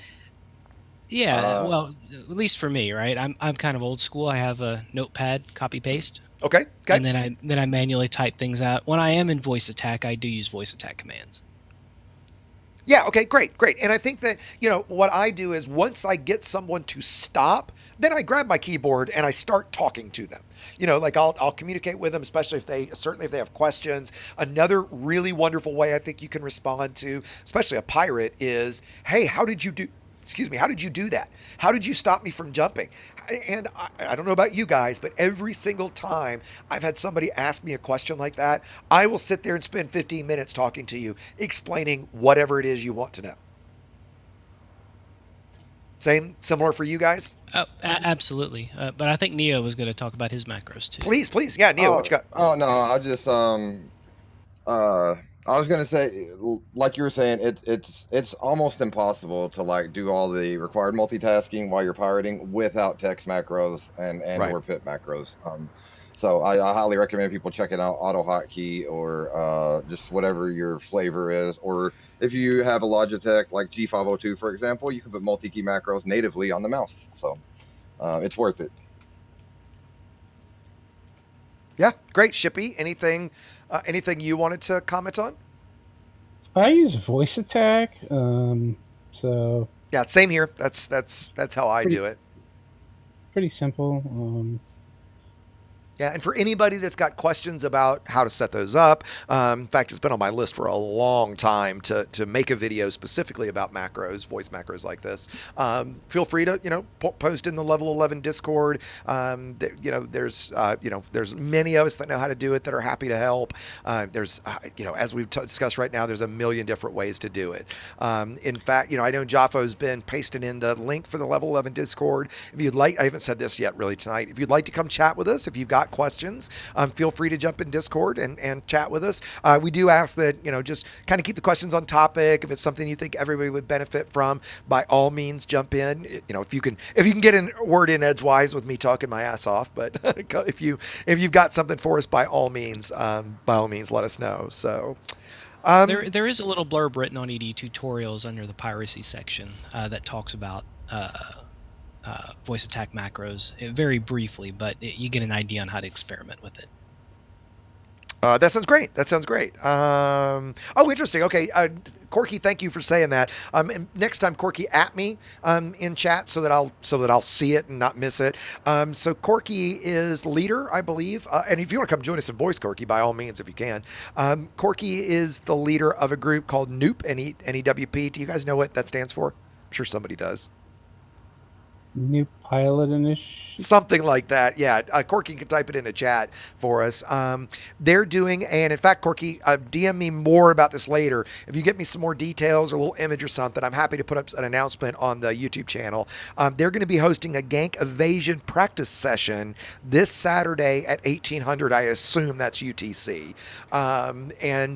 So if that's something you want to get some actual practice with some other pilots, I think something like that is a great idea, Corky.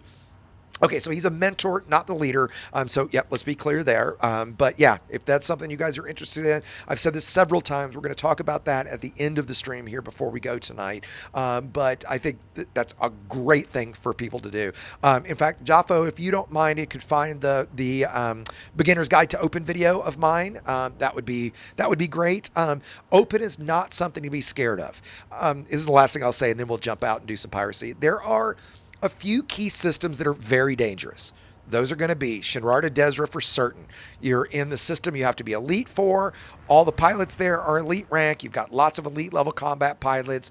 It is very likely you're going to get engaged in Shinrarta. Desiat Engineering Systems, that's the most popular engineer system, Felicity Farseer system. You are likely or possible going to get engaged there. The Boran, where we actually mine. By the way, it's very rare a pirate's going to attack you in Boran because you haven't actually mined yet. Okay, so if you get attacked in Boran, it's probably a griefer or a ganker. Again, very dangerous system because people know there's going to be a lot of people there. And then finally, the selling systems, the system we're in tonight, where people are selling their cargo, is another place that's going to be really dangerous. Outside of those systems, it's incredibly rare you're even going to see another commander. Okay? So the notion that you can't play in open because you're going to get grief, because you're going to get attacked, does it happen? Yes. But at the same time, the small percentage of time, oh, look at this. Station and everybody, some NPCs are lighting up this kill back in front of me for some reason. The odds on seeing another commander, let alone one that's going to attack you, are just exceedingly low. Don't let some asshole that might blow up your digital spaceship scare you out of an entire mode of the game. No one has ever been injured from seeing a digital spaceship blow up. As far as I know, anyway. I don't really understand the big deal. No one really messes with me in open. I mean, I get the... welcome, by the way. I get the, Why. I've just spent, the last 3 hours mining. I've got 512 tons of diamonds, and I don't want some jackass to just kill me. I get it. I really do. Okay. But there's even ways to mitigate that. Proper builds, some of the tactics we're going to talk about here at the end. The first key thing is, where do we pirate? Where are there going to be commanders? Well, think about that. Where are people going to be? These days, we want to find people with mining gear. Generally, that's going to be low temperature diamonds. So the way we're going to find that is we're going to go to EDDB. We're going to go to commodities. We're going to look for low temp diamonds. And we're going to see right here at the top selling system. And at the moment, it is, we looked this up ahead of time. That one system that was paying 1.7, it's down to 1.1. So it is a good thing we came here. We find a system with high demand, with paying great. This is where people are going to be. Excellent. We now have the system. So with that, as you said, let's get to Super Cruise. What are people shooting at these NPCs for? Oh, I can't even see this one. There's like convergence of people firing on something, but there's nothing there. And yeah, Neo, did we lose you from the wing? I seem to only be in wing with White Star for some reason. Oh. Like that's all it says on mine. I guess I can drop the wing again. I think our wing's Yeah, broke. We drop might do wing good and to drop just, like, wing, and all I'll drop it. Yeah, and I'll get you We in. probably all have to. Let's just see that if we're all just gonna Neo have to can restart. drop, and then we can add him back in. Okay, And if not, sure. we'll All right. we'll all. So, shout out when you're back, Neo. So generally, All right. we're gonna start by loitering at the star. So I tend to have my filters for just the stations and the star. So let's lock to the star. It's back behind me. We're looking for commanders. For those that don't know, commanders are going to be hollow targets. It's going to be a hollow square or a triangle. The triangle means they have hard points out, or they've used a scanner, because like the detailed surface scanner, discovery scanner show as a hard point. So you're looking for hollow targets. Another great thing to do is open your chat window, look at the social tab. Looks like there's a Cobra here right now. And I bet you that's him. Nope, that's an FDL. So there's an FDL here. So we can look at the contacts. And where is that Cobra? I think it's a Python. Okay, There's a Python not here. that Y'all want to Cobra. pull it? I got a pull. Yeah, if you got the hook. I don't see it, but sure, go right ahead. So this is where Navlock is key. So Neo making sure we got to get you in the wing, Neo. There you go. Oh, you're showing in wing right now, though. I've got him. He's got the macro. My wing beacon should be on. I'll double check it again, but I've told him he submitted. All right, we'll drop in on your. Yep, we'll try. You know what? I'm going to wait Roger in that. Super Cruise and see if he comes back out, Neo. So an Got important addendum to that, if you hit Control B, like that opens up your bandwidth. That's a real good, easy indicator to see if someone's around you or someone jumps in. Yep. Watch it. Is it Control B that shows that? Yeah. Yeah. Because of my widescreen aspect ratio, guys, I can't actually show that on screen. But it's a great tip. Neil, what's going on? What's happening? He's cooperating. Awesome. Well, you know what? I will come jump on your low wake. Well, guys, I've got a Type 9. Maybe I won't. Maybe I'll go for the Type 9 with Shippy. Oh, it's shake and bake. Oh, it might be one of our guys that's here. I don't see him in. I don't see him in this channel. You're getting interdicted, right, Shippy? NPC? Yeah, it's an NPC. Okay. Neo, I'm gonna just wait out here. So go for it. So I'm gonna get myself back to the star, because generally you're gonna be waiting for someone to drop into the system. I like to line myself up so that I'm kind of on the opposite side of the star to where the station is, a little far from it, so that once I run for a target, I don't get mass locked by the star, don't get slowed down by the star.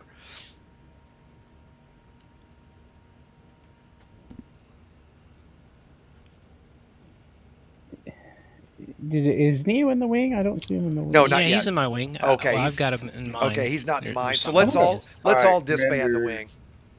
Commander Unimatrix 7-2 as paid up, and Okay. told him we'd leave him alone for the rest of the night. Absolutely. Great. Another I thought important part of about this. rebuys in chat, X.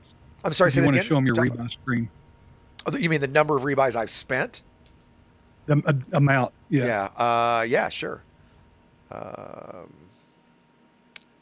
Where is One of it? the things, Balance. There I've we only go. been in the stream for like 20 minutes or so, but I don't know if you guys have actually gone over like the code rules. No, Piracy. not exactly. That's actually a good segue. We'll do that right now. So, guys, I'm at just shy of 3.1 billion in rebuys. Layla, were you saying you were at 5? I'm almost at 6. Yeah, right. But keep in mind it's league season, so Sure. training has literally been involved just fighting Lin, Coral, and Torite every day. Sure. Mine Yep. would. How many total do you know? Like I'm at 1,700 deaths. How many total deaths do you know? Jesus, I couldn't tell you. Yeah, because I'm guessing you might have less deaths than me, because I tend to fly cheaper ships, which is why my number might be low. I mean, not don't mean to be measuring dicks. You here, but self-destruct all the time. I do. I do. Absolutely. I That's slam into the a lot right there. slam into the Well, ground. yeah, I you gotta all the time. remember You got to remember, a lot of us veteran players as well were around during the time of suicide winding, which was That true. That perfectly too. valid tactic. Yep. So with that, let's talk about, because that was a great, White Star, if you can get everybody in, that's great. That's a great Yep, segue working to, on it. let's talk about the code. So my code is pretty simple. There we go. I have 3 times when I will shoot to kill, and those are the commander is expert ranked or higher, and they completely ignore me. They curse me, right? That just like won't stop cursing me, or they fire and won't stop. Cobra. That's pretty much okay. Let's see. I don't see him yet.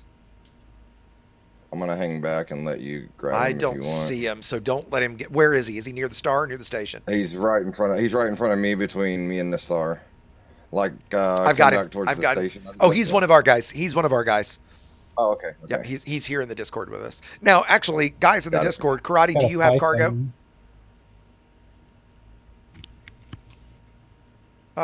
Let's grab Karate. That's fine. Doesn't seem like there's a whole lot going on right now. I think Shippy just found a python. Excellent. I did. If it's Unimatrix 7-2, he's paid. Oh, okay. Okay, maybe that was it. I don't see him now anyway. Oh god. Yeah, I told him we'd leave him alone for the rest There's of a the night. T10. Who's that? Ooh, I don't know. Guess I'm what? not seeing it. Guess what? I forgot, everybody. Limpets, because Limpets. of course I did.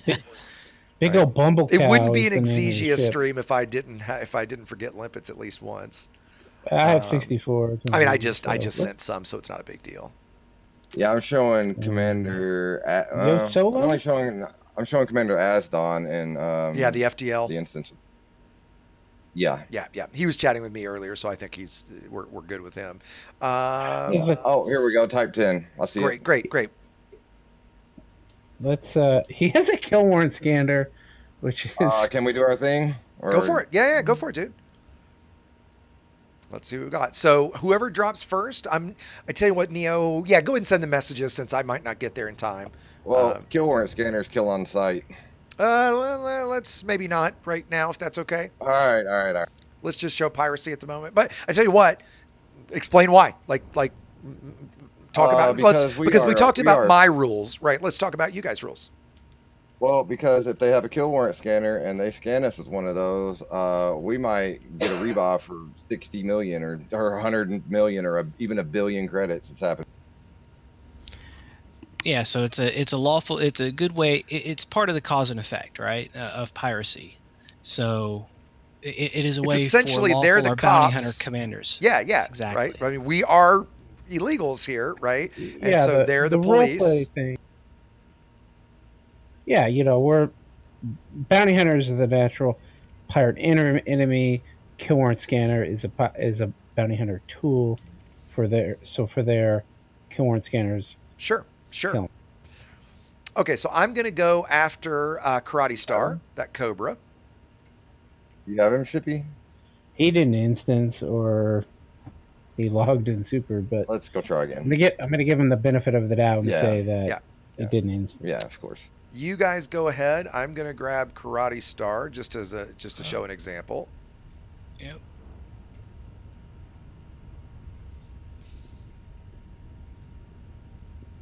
So White Star will be on your 6, unless you want to hook him first. Okay, you got him hooked. Yep.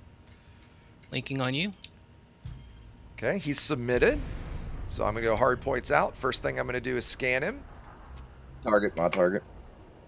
Whoops, and I need to get message and first message away. And it looks like, because he is in Discord, full disclosure, guys, everybody on stream, so he knows we're here. So he's come to a stop. We've scanned. He's cute and brought us bio waste. And which case we would say, I mean, we're going to pretend like it's the real thing, right? He says, okay. It's like, great. Drop 2 tons, please. He drops his 2 tons. At least we hope. He drops his 2 tons.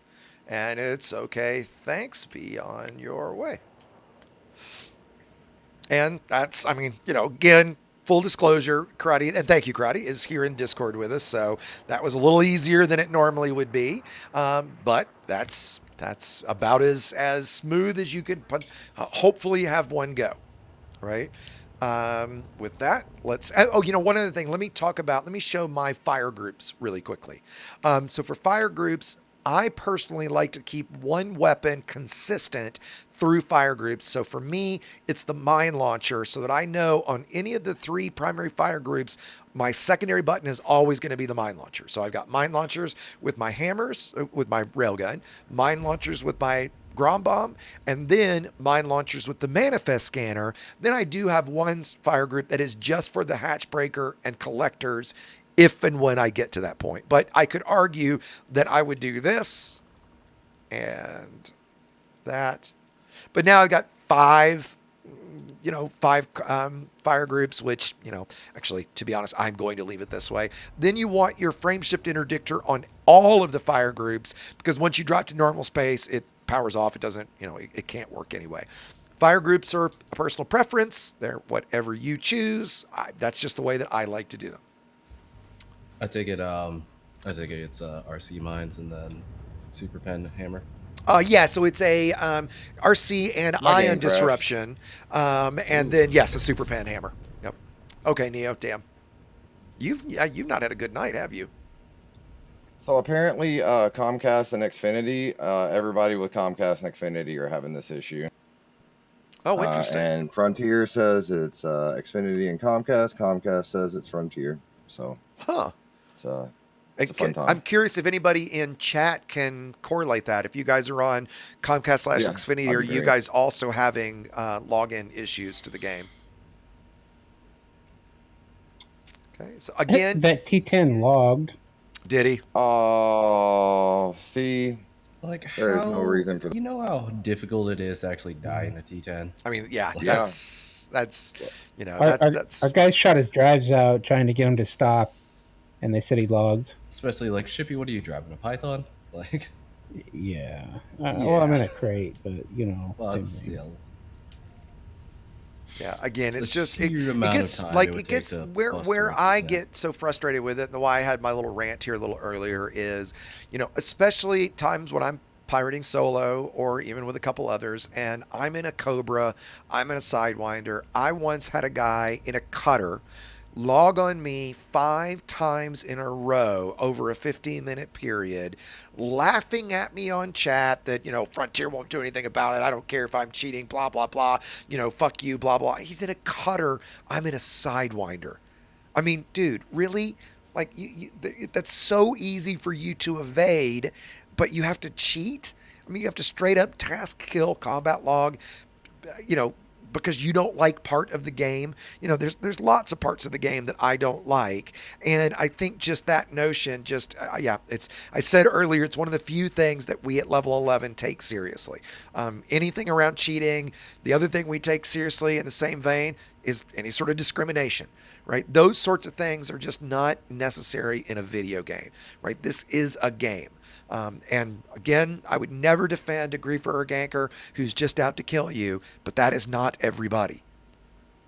So, by the way, I see there's a chat from Broken One in the Discord, Neo, saying that he's having trouble, and he's on Comcast as well. Okay, we got a Harkonnen. Yeah, he's not a. I've already looked at him. He's not a mining build. Okay, gotcha. Yeah. And so I was afraid of that. Let's talk about that really quickly, guys. You would line up with somebody, look at their targets, and then look through their. This is a great habit to get into. Anybody you're going to interdict, right? Look at that, a hauler with a or an adder with a prismatic on it. That's great. So you want to always know what sub targets your target has before you engage them. Who's Pippi's up? He's here. Lucky I have cargo. He's here in Discord with us. They want to be pirated, that person. And we can do that, right? I was hoping to find a more real target. Yeah. Let's give it just a second here and see if we can't find and by the way, guys, this is the shitty part of piracy. Cement and I went pirating one night. We sat here for an hour and then went back home. Never saw a single target. It could be the cell station changed too. I I'm checked gonna it a check minute it. ago. Okay, go ahead and check, Shippy. I checked it a minute ago and it hadn't. Yeah, there's several people saying that they're having trouble that are Comcast customers. Same. I'm getting Okay. it in Okay. my stream too. So it seems to be sadly real for 2 days Well, now. yeah, same at as least I've had. at least that gives you some real correlation that it's not just you. That's true. I did totally wipe a drive and reinstall Windows because I was thinking I did something like .NET framework or who knows. Yeah. And Chad also pointed out that since Elite does use AWS, it's actually probably something between AWS and Comcast, which doesn't help you because it's not like you can get them to do anything about it, right? Yeah. I'm gonna call them tomorrow because I pay $140 a month almost for this stuff. What kind of it should work. what kind of fucking shit are you talking about? True. Yeah. I just I thought it don't was think funny it that you corrected yourself. Yeah, I was trying to. What kind of bandwidth do you have? I get like 500 down and 50 up, Okay, yeah. What do you pay for that? You said. like 140. Damn! Wow, I get this. I get 500 down, 20 up, and I pay 90 for that. Yeah. it's Yeah. okay. Yeah. West Kentucky's not. I'm in North I guess it's Georgia, not. so it's Well, not fair enough. not much better. Well, I was thinking about the population density. Maybe True, is where they true. factor it off of. I guess I don't know. I have I'm no in idea. But I'm in a northern suburb of Atlanta, so I'm not. I mean, it's not the bumpkin rural nowhere, but it's also not not a major city. I'm about 50 miles, I think, 60 miles north of Atlanta, something like that. So, I'd, So this is still the top cell system. my ex MNR was- shows 6,000 people traveled in the system in the past hour. yeah, it is. You're saying it is the top cell system, This Yeah, is the place to be. But and you We checked. didn't also. No, There's please, a please. second part of piracy too that we have barely touched on, and that is we already know where people are mining, and that's following low wakes in on Boran. In fact, that's actually one of my favorite ways to pirate. I found that people are less committed to their time in low temperature diamonds if you just pirate them as they're mining. I've had a lot of success there. Interesting. Okay, because I'm kind of the opposite in that I don't find that I get success that way. That I tend to, if I go to that on that side of it. Now I'm up for that if we want to go try that. How far from Baran are we? We're a ways. I think we'll have better luck here. Yeah, and I might not have the range to get there anyway. Yeah, I don't. Boran Yeah. attracts 250. the. It's 11 jumps for me, and I don't have a fuel scoop, so it's not realistic for me tonight. Yeah. And Boran's going to attract the crowd that would be contentious to our goals, I think. You mean Kuma would call the police on you? No, I'm talking about like people who have raging hate boners for me.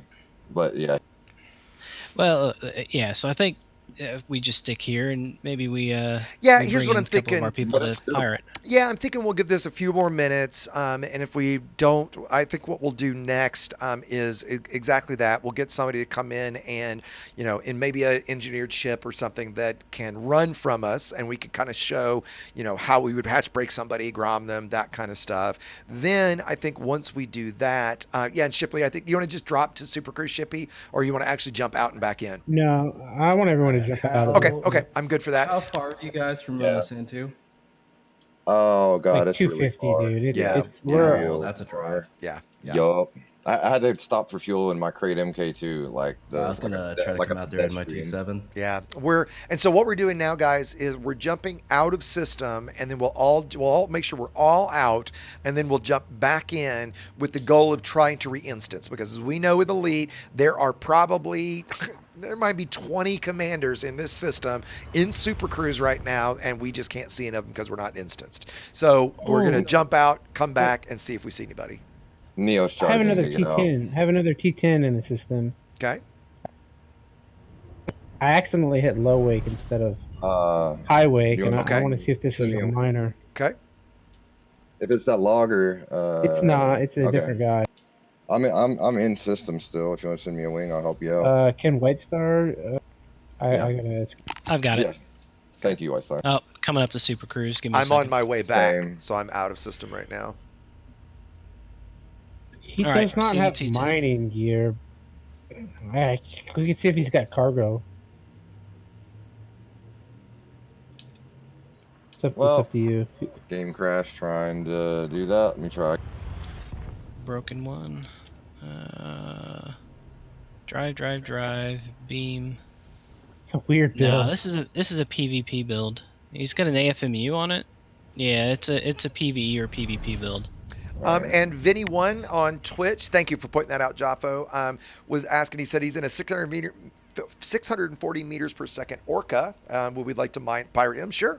Anybody that wants to come and be a quarry for us, feel free to come to the system. Again, we are Should have brought my Orca. Tryon, something like that. System is, I'll post it in chat for everybody again. Get to demonstrate you ain't taking nothing on you're an Orca. Yeah, I mean there are certain builds that are very difficult to steal from. Yeah, Orca is one of them for sure. So here's what we're going to do, because it's not, I mean, I don't know if you guys have any kind of hard stop. I generally try to make these 2 hours. I can see that we're going to go certainly longer than that tonight. I think what I'll plan to do is this. Let's give it a few more minutes, see if we can get a friendly that will let us pirate them again. And then after that, if we haven't found another target, I'll go get my Type 9 that's here at the station, and we'll show that aspect of it. I'll let you guys pirate me, and we'll talk about the how to escape part. What's the best techniques to use, all of that kind of side of it as well. Crate that just rolled in. Okay. Oh, y'all are in system. I was just about to jump out. Should I not do that? I just lost him. There he is. Yeah, he's here in chat with us, but sure, let's go for him. Okay. Oh, is that I've got okay? him. Pippi Lup. Yep, I've got him. Okay. I'm going to be able to get him. Oh, and Cement's here, but I never instance with Cement. Okay, I've got him. Cement a griefer. I'm just kidding. He's awesome. Cement the griefer. No, he's a reverse-key scrub, we found out. Oh yeah, man, that bothered me, man. He does not like. I fight Cement every night, like 5 times. He does not like when you're learning rails and you're not really like you're still learning your vector. It's easy to slide backwards a little bit. Okay, we're not getting instanced. Yeah. Oh, there he is. There he is. And that happens at times. So first thing we'll do, I like to do direct messages instead of anything else. Pippi, why don't you run for us, Pip? We're not going to kill you, but why don't you run from us just so we can show? So he obviously is not stopping. So the first thing that I'm going to do is manifest scan him. We look and see. So he's got cargo. FSD interrupt. Right, great. So we've already grommed him. He's shooting back, which is probably not the best sign for him. Okay. I'm going to go ahead. Out. Yep, same here. Looks like he's got some decent defenses. I'm going to pop his shields and drives. Great. I'm going to try to. Watch out for what I'm laying. Oh, yeah. Oh, nice hit. So now, if we look at his shield generator, guys, look at the strength of his generator. I think we went a bit too hard. Rip. Oh shit! We sure did, Pippi. I'm sorry, buddy. Did not mean what to. happened? Was it the mines that got him? I was prepared to die a couple times. Yeah. Okay. So you guys can see the strength of the mines. It Yeah. we just got too aggressive. It happens, right? This is the other thing. Look, the number of times we've said tonight that this was not our goal. We just lost that, and that kind of sucks because it shit happens. So you do kind of have to remember that. Certainly, my code of conduct would be I would not attack him again. Now, in fairness, he did attack back. Like it wasn't like he was being compliant. Right? I mean, we did say we were trying not to kill him, right? But he was not being compliant, so that's what can happen. But we did want to go through a little more than that and did not mean to kill Pippi. The hatch breakers did their job. Yep, they did. Did it drop anything? 4 tons of cargo. Yep, we got 4 tons of cargo. Yep. I've got those on my exclude list, so I actually didn't see them. But okay. I'll pick them up. Oh, yeah. I mean, go right ahead. There we go. Pirate. So Aston apparently just pirated somebody for 30 tons of liquor he sent to me. All right, I'm going to jump back out to Got Super an Cruise. asp here. Okay, awesome. Does it look like he's got mining gear? Can't tell yet. Gonna find a star. Okay, I don't see him yet. Yeah, he does. Okay.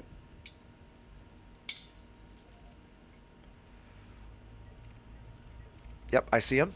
I'm on him. Yeah, get him. I've got him. I'm out of I've range. got him.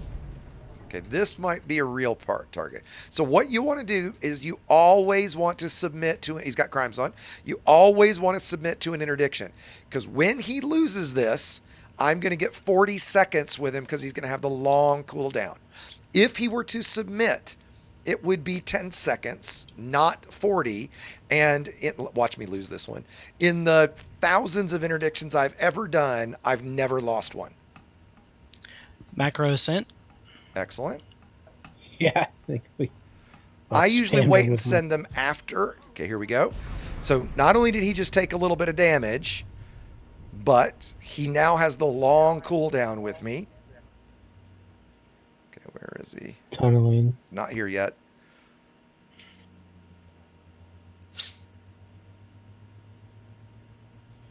Come I'm on. dropped, but I don't. White Star is, yeah, White Star is way away from me. He didn't instance with me either, it doesn't look like. Now, this could be a log. It's probably just an instancing problem, given we already saw that once tonight. If one of you guys can stay in Super Cruise and see if he pops back in Super Cruise.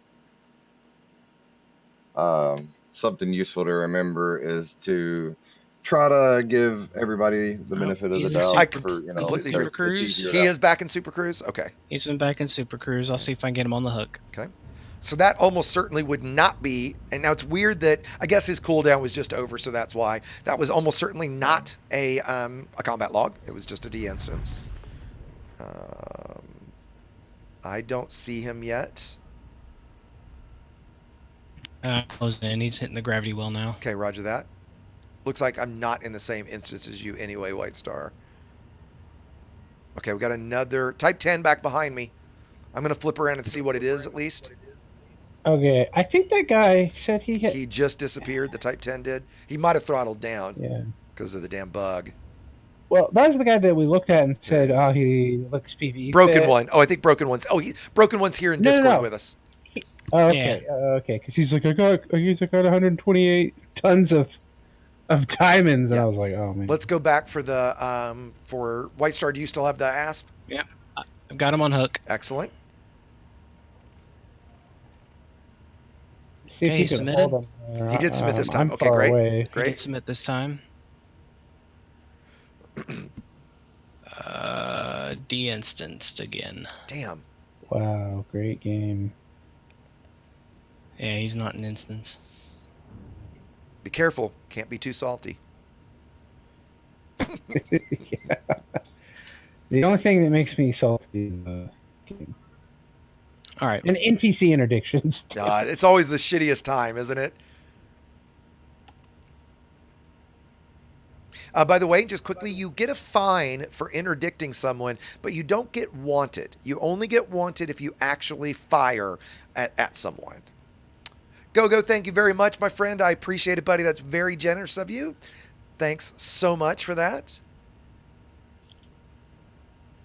Yeah, you probably won't see me open an Xbox, sadly. While I had an Xbox, I actually gave it to a neighbor's granddaughter, and because I just found like it'd been a year and a half since I had used it, and so hopefully the better thing would be if they got cross-platform working. Okay, so I'm guessing the asp slipped through us, didn't he? Yeah, de-instance. I saw him pop back up in Super Cruise, but I think there's instancing problems with that particular commander. Yep. Let's go back to the star. Yep, go back to the star. So we'll do this one last time, and then I think we'll switch over to, I'll jump into my Type 9.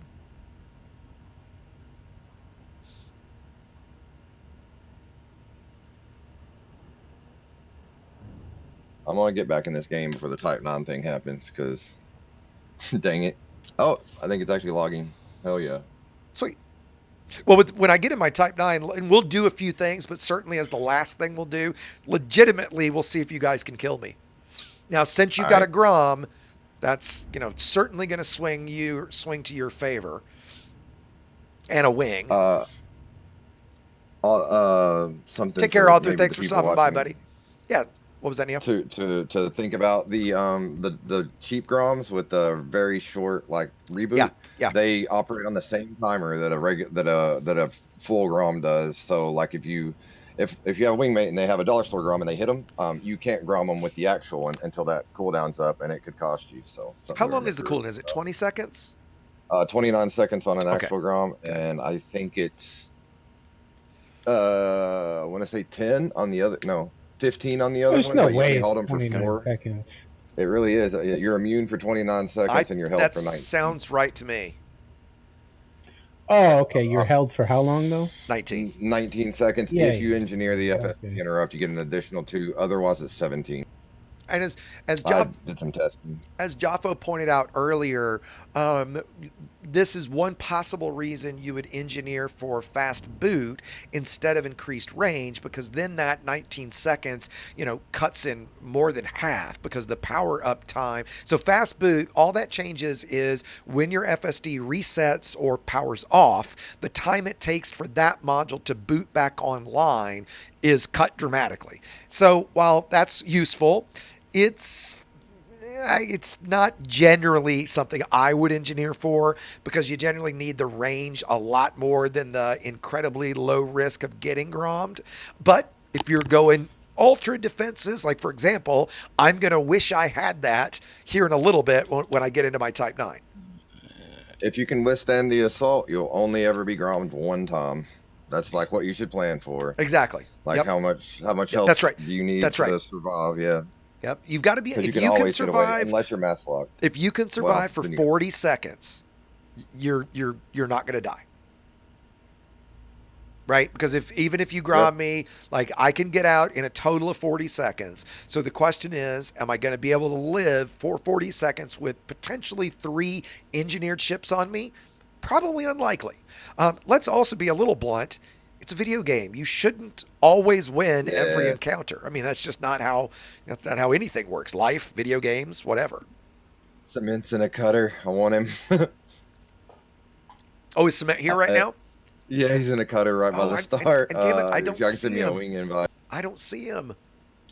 I'll pull him if you want to. And I can drop Let's one. get you back in the wing with us, and then yes, we'll absolutely do that. Yeah, I have friends in 2 different instances that both have people. I've asked this a couple times. Let's do a little quick straw poll here.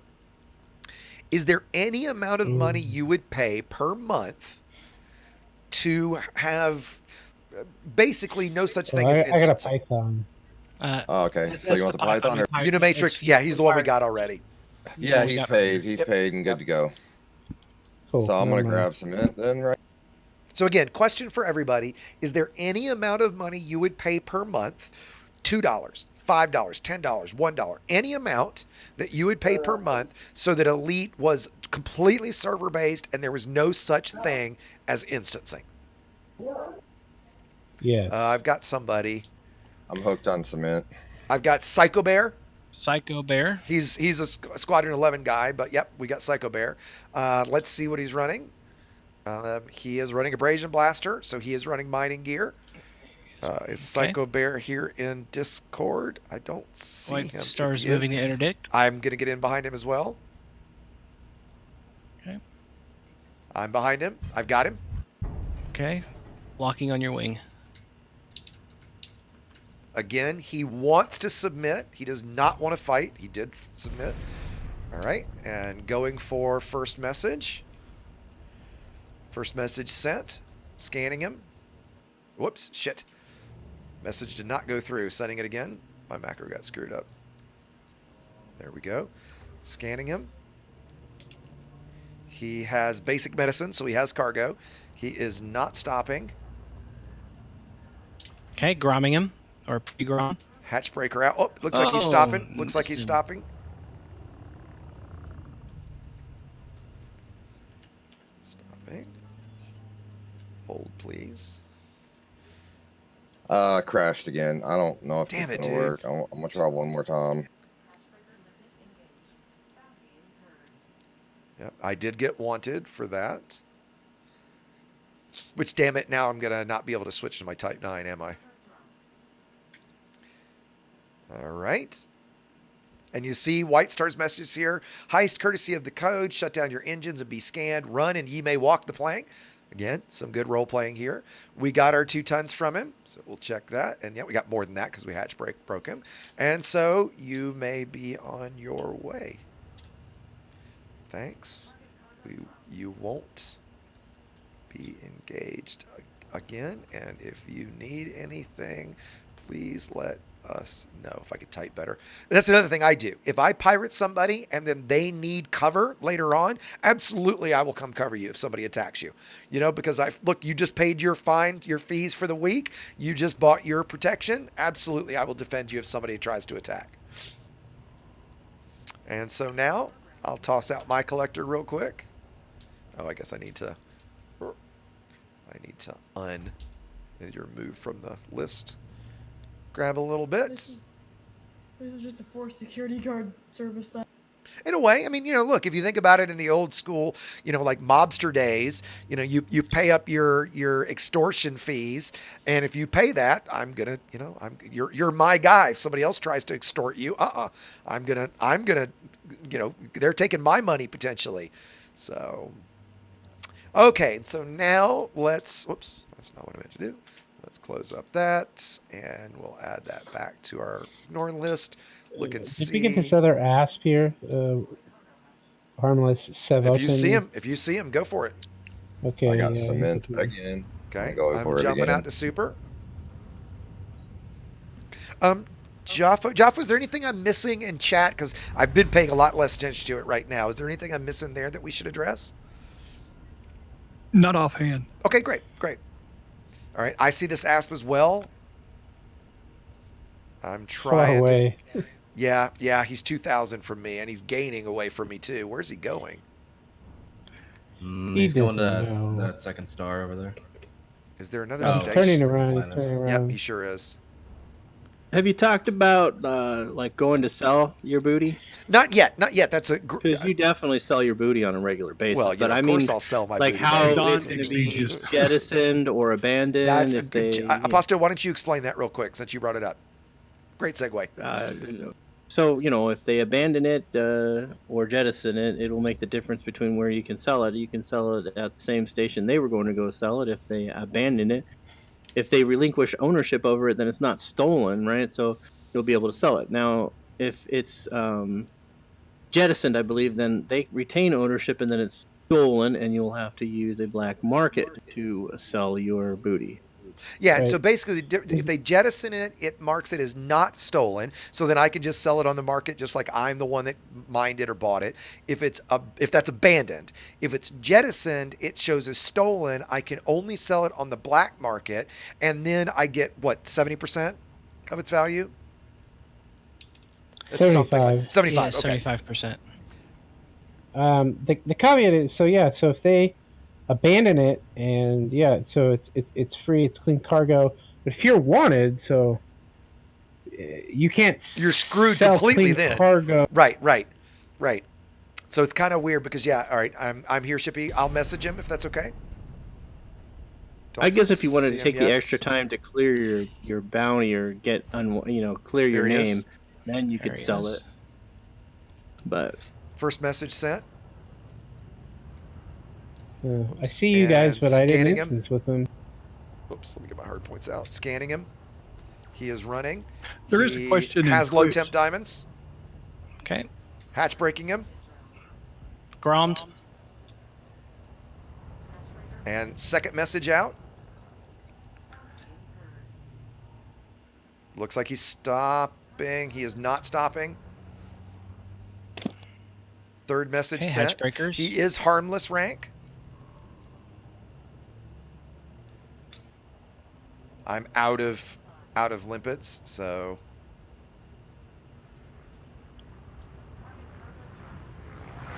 getting in front of him, laying some mines. Got him with mines. All right, he's dropping cargo now. Yep, he's at a dead stop now because of my mines. Yeah. When I dropped back in, guess where I spawned? Right in front of your. Oh, nice. So stop hatch breaking in, by the way, if you're still are. I said, please stop. We don't want to kill you. We just want 2 tons of cargo. I mean, in the interest in case he does want to run, I would just go ahead and pre-target the FSD. Well, at this point, I've gotten. He logged. Did he really? There's 1 diamond here. Yep, he sure did. So there you go, guys. That is a cheating task kill combat log. Right? We're sitting here, and this is why this gets so damn frustrating. Wow. Right? So we're sitting here role playing. We are not shooting to kill. We are sending him messages. We are doing quote unquote everything right. And because he freaks out and doesn't read what we're sending, he cheats and commits a bannable offense. Being blunt. So now I hope somebody will clip that so I can open a ticket to Frontier and report him. That guy's not even a Romulan. At least if you're going into solo, you're just being a Romulan. No. It's Suliban. They're Suliban. Suliban. Oh wow, man, you're going back to Enterprise days.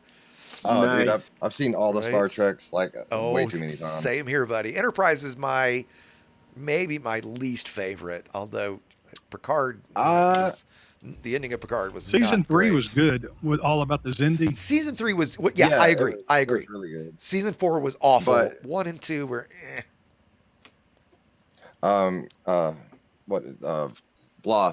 I have an unpopular opinion with some people that I just absolutely hate Voyager, but it's because of Tom Paris. I don't cannot hate it, but stand Tom Paris. There's certain things about Voyager that I don't like Chakotay. There's a lot about Voyager I don't like. The only thing I do like is the relationships between Janeway and 7 of 9. I got a Corvette. Well, the reality is, like, a lot of early 2000s sci-fi, like, if you go back and watch it, like, a lot of the dialogue is super cringe. Oh, very much so. I got a really popular instance. Alexander Corbin, FRCS. Well, so here's what I'm going to do. You guys go ahead. What we're going to do next, though, is I'm going to get in my Type 9 and show that side of this. Now, what I have to do first, though, because I'm wanted, is I have to go clear this wanted bounty. So the first thing I'm going to do is go to Inara. We're going to go to Galaxy. We're going to go to Systems and Stations. Nearest. I'm running ED Market Connector, so it already knows where I am. We're going to look for interstellar factor, and the closest interstellar factor is 11 light years away. It's right next door. So we're going to grab that station. We're going to go there. So interstellar factor is where you can pay off wanted bounties, because here, if I go to the station right now, I cannot use any system services because I'm wanted. Wow, been a long time since I've seen a combat log. I haven't gotten to pirate in a long time, so it's just as frustrating as ever. Second one tonight. Oh yeah. And I mean, and what is the point? Like, I get that the ASP is a Thank you, very shit. lucky Smith. No, I don't have notoriety because I haven't killed anybody. But like, can you imagine logging on a Cobra? I mean, granted, there were 3 of us here, right? I mean, you know. He probably, honestly, guy probably didn't even fucking know we're people. I mean, maybe when I first played the game, he was harmless. I didn't know the difference between homeschools. I mean, he was harmless. I'll give him a little bit of bit of slack because of that. But still, you're gonna log on an NPC. It's not much better. Yeah, I agreed. Well, I think for me, it's just, I don't know. It's just the mindset of, oh my God, I've got to kill the game. I'm going to get, just that, right? I get, it's, in fairness, it's been a long time since I was in that boat, right? That I was that new, I was that scared. I didn't understand what was going on, and he very well might not realize that what he just did was a bannable offense. I would think you would know that, but I do get less salty. Well, I get less salty about a harmless pilot doing that than I do, an elite rank, cutter, which I've had happen before. Here's the flip side to that. Though, is like, should the game do a better job of explaining that kind of thing? Absolutely, it should. I mean, ultimately, you're right. That is the problem. Then the game shouldn't allow that to even happen in the first place. Yeah. Like I think it was, I think it was a good 2 or 3 weeks into playing open until I Sorry. realized like hollow Sorry. squares. Scooby had a good reply in chat. He said, well, maybe he's using Xfinity. Oof. Thanks for bringing us back to a little bit of humor, Scooby. That's good. I like that. So again, I'm going to clear my bounty as what's wrong button? As Cement asked me, don't I have notoriety? You would get notoriety for killing someone, and because I haven't killed tonight, and we can look over on the right panel down there at the very, very bottom, you'll see bottom left it says notoriety right below my rebuy costs, and I don't have any because I haven't. So if you do have notoriety, oh. Aposto dude. Jesus, sorry. Yeah. If you do have notoriety, you have to wait 1 hour per notoriety for that to clear before you can go clear your bounty. So I go to I go to contacts. I go to Interstellar Factor. Here's my 1,700 credit bounty. Pay that. Done. Now I'm clear. Now I can go back. Let's refuel real quick. I can go back and I can jump in my Type 9. And we'll show what it looks like to be the sheep. I'm pretty sure it's 2 hours per notoriety. I think. Yep. Are you sure? I was not. I thought they changed it a long time ago back to 1 hour. I seen it on the wiki the other day. Okay. Fair enough. I definitely could be wrong there. Wouldn't be the first time. Chat. I'm curious about chat. What do you guys think? Is it 1 hour, 2 hours? It's 2 hours last time I checked. Okay. Fair enough. And yeah, guys, let's not go through another combat logging discussion in chat. I said my piece. I had my rant about it. I'm not gonna, I don't want to get back into it. No point to bring that back up again. What he did though, that was a task kill. That was absolutely cheating. That was absolutely by Frontier's rules. If you asked Frontier, is that cheating? Is that bannable? Their answer would be yes. And damn it, there's an anaconda right in front of me. We have an anaconda. Yep. I kind of tried to look at it like Shadow Rams. Like, there's nothing Yep, you can do about it. He's got mining gear. I'm going to try to grab him. He's a miner. All right. I'm almost got him on the hook. I guess I'll send something if I need it. Okay. I'm going to take me a minute to get him, but let me, if that's okay, let me grab him because I should be able to. Okay, I've sent him the macro. Let's talk about that. I never send it before because I always worried that might change their behavior. I'm assuming you send it before so that they see it, they've got time right now. They're not doing anything. Is that right? Yeah, I try to give everyone the benefit of the doubt of this is my intention. I'm right behind you. And usually when I send it, I'm pulling the trigger to interdict. Okay. Okay. Like right before you do it. Right before I do it, I send the macro. All right. I'm going to do that myself this time. And it's just giving everyone the benefit of the doubt. Yeah, and trying to spam chat. So that's fair. I see that he's in a wing. Good to know that. I looked through his modules. He's got a fighter. He's got some weapons, a strange, I guess, multi-cannon, cannon, burst lasers. A little bit of a weird build. Toss me a wing whenever y'all get a chance. NPC build. Yeah. NPC build. Good way to say it. And you'll see in a second. Vin. I'm going for. We've got an anaconda. Yeah. So you'll see, guys. Right. Now, look, I'm starting to catch him. Look how quickly I'm starting to catch him because he's starting his deceleration for the star, and he just low 8. Can I have a wing? Yeah, I just sent it to you. All right, I'm going to interdict this. So he dropped, but there's no way he's actually already at the station. Actually, he went toward Marley City. He is. But he went to Marley, and he's in an anaconda. What the hell is he doing? Does he just not realize he can't land there? I'm going to flip her and wait for him to come back to Super Cruise because I guarantee you he was only novice rank that he didn't realize that was an outpost and not a station. So let's flip back around. There he is. Nope. There's a Crate Mark II. Oh, hey, Broken, since you're in chat real quick, just so you know that fighters in PvP are of lag. Yeah, right now fighters in PvP are fucked up. If you send commands to your fighter, it will crash. I mean, it'll just fuck up an instance. We've got a Cobra or a courier here that I just saw. Yeah, it's a Zoom courier. Yeah, he's looping around on me, it looks like. So I have a question about interdiction. Yeah. Okay, so there's sometimes, and it only happens with player characters. Okay, Anaconda again. NPCs are like you can play the little just mini lost game him. and win or lose or whatever. But like whenever I'm doing it with a player, right, and I like align with the escape vector, and the weird thing is like I'm almost just about to like win it. You can't win it. It starts to flicker. Yeah, it starts to like flicker, and then like it goes back and forth between like in front of me and like 90 degrees to my right, and Yep. it just flickers back and forth, and Yep. then the strength just jumps up. Yep. And then I lose, and then I get dropped to I get a transaction server error. And I'm Okay, so that's just a bug. But and by the way, I've got an ASP. So hold on just a second, and we can answer this.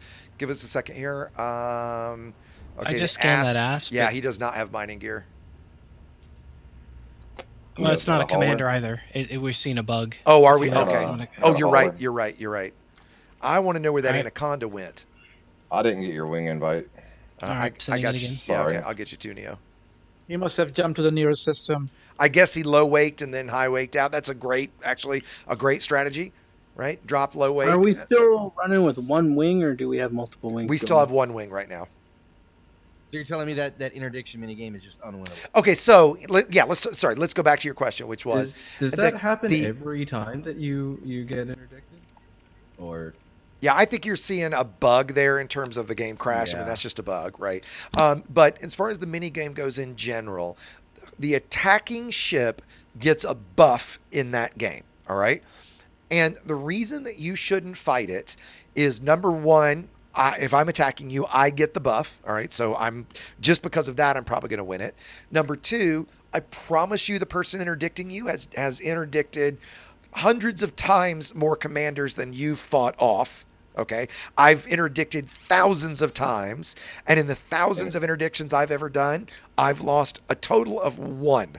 Like Shippy, Neo, White Star, how many of you guys lost against normals? Bunch. Oh, against players? Yeah. Against normal players. Horrible.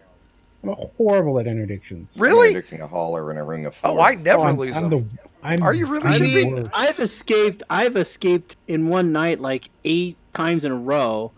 I remember one night I was okay, so you guys are not making my point for me, which my point is you would agree that you always would submit against a player. In fact, hold on. Absolutely, Pippi. yeah. So Pippi is trying to grab me right now. Pippi, I'm going to see if I can beat it. That's the best strategy. Generally, I just submit, target a nearby star, and just jump out. So use the Bluestone X for best momentum to get rid of the interdiction. Wait, hold on. So X, I'm concentrating because I'm trying to beat this. And if you guys look, like I am right the fuck on it. 75% be in the blue zone for maximum mobility. Yep, and didn't win that one. Right. Here's the issue with that though, is this is one thing a lot of people don't realize about interdictions is your speed in like relative to the blue zone cannot go up after the interdiction starts. It can only exactly. Go down. Exactly. Frozen in So, place. the reason that the attacker has the advantage, quote unquote, is they're closer to the blue zone usually than the defender, who is usually slowing down to try to drop at a station. So if you're also in the blue zone as the defender, then it's actually pretty even. My in-game comms. Sorry, my in-game comms aren't working, so I'm just gonna. You're good. Verbally. Drop 2 tons, or I'm gonna try to kill you. So he's trying to pirate me. Nice. Let me go get my Type 9 and we'll do it for real because I don't have any cargo. So the or you can, you're welcome to fire if you like. So the game is extremely difficult, if not impossible. Exactly. So the suggestion I would make is and here's the other reason why you want to submit, because since the odds are highly that you are going to lose the interdiction, I think we would all agree that it's highly unlikely you as the one being attacked are going to lose the interdiction. The consequences of you losing the interdiction and having the long cooldown, plus then potentially getting grommed after that, the odds on you surviving that versus you submitting, having a 10-second cooldown until you can jump out, you have the much, much higher opportunity to survive in that scenario. I think we would all agree with that. Can I explain something a little bit to that? So go right ahead, yeah. If you, let's say because I've gotten really good at escaping interdictions, even from players. And you have to know when. If you're not slowing down, you're in the blue, you're just cruising, and someone interdicts you, you could probably escape.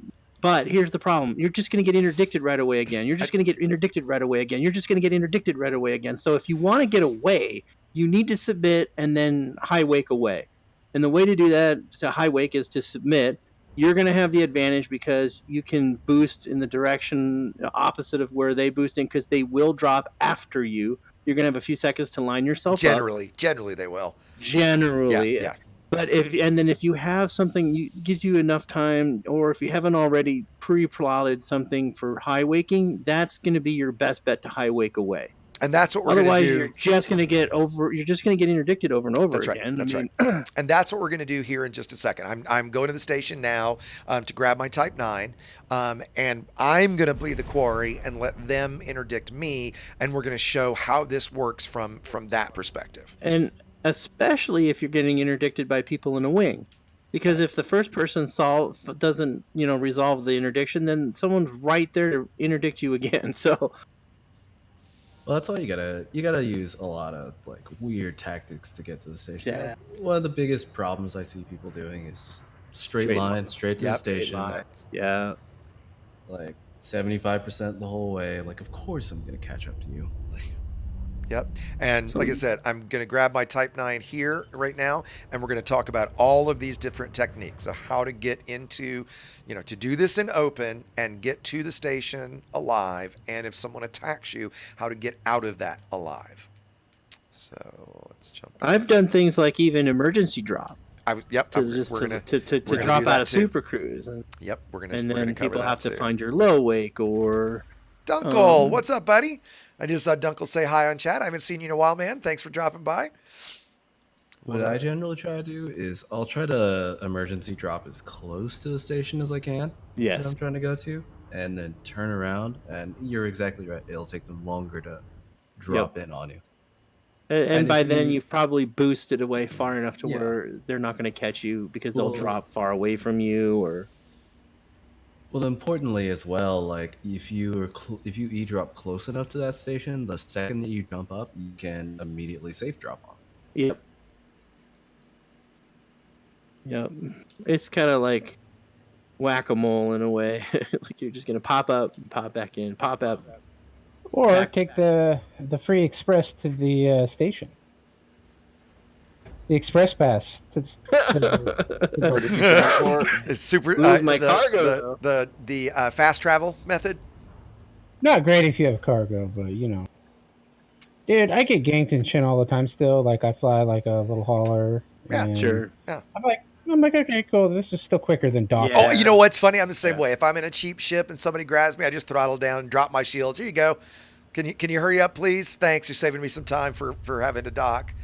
I'll spawn at the station much quicker that way anyway, so great. That's where, like, Apostate was giving me shit earlier that I self-destruct all the time for things like that. All the time. All the time. You're like, I don't have time for this. Boom, self-destruct. Yeah, fuck that, hey, right? Take it easy with the Oh, dude, especially if it's like if I'm grinding mats, hell yeah, I self-destruct all the time. It would be interesting. I really do wish the game would track the difference, right? Yeah, like I'd love to know how many times I've been killed by NPCs, by commanders, or by a self-destruct. I would love to know that number. Yeah, well, I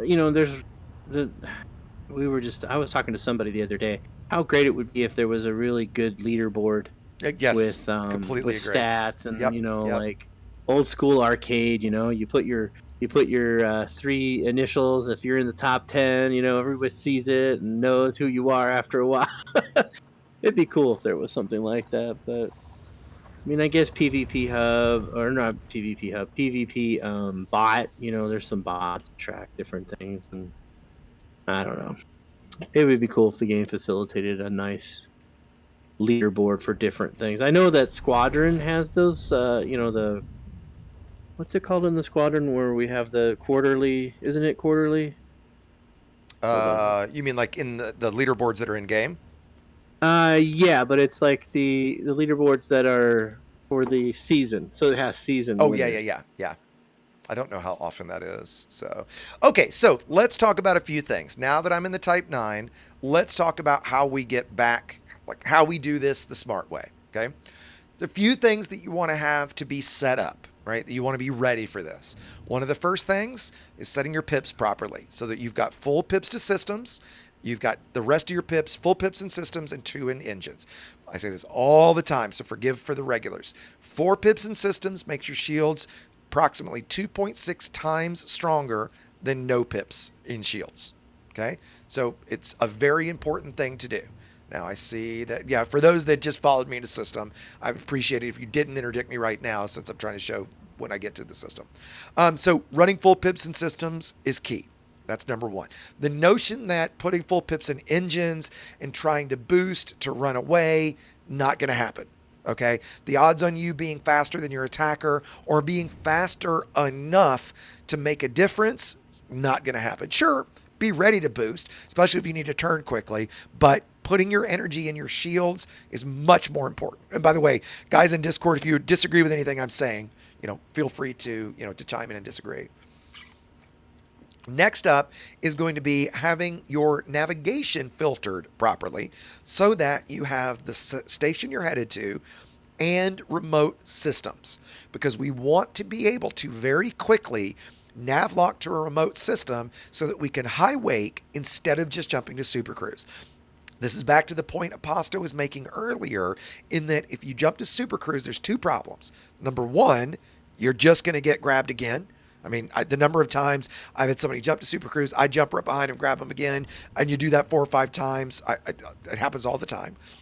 Number 2, and most importantly, if you're in Super Cruise and you jump to Super Cruise rather, you can get mass locked. So if I'm in a Type 9, a Python can mass lock me. I think a Crate Mark II as well, right?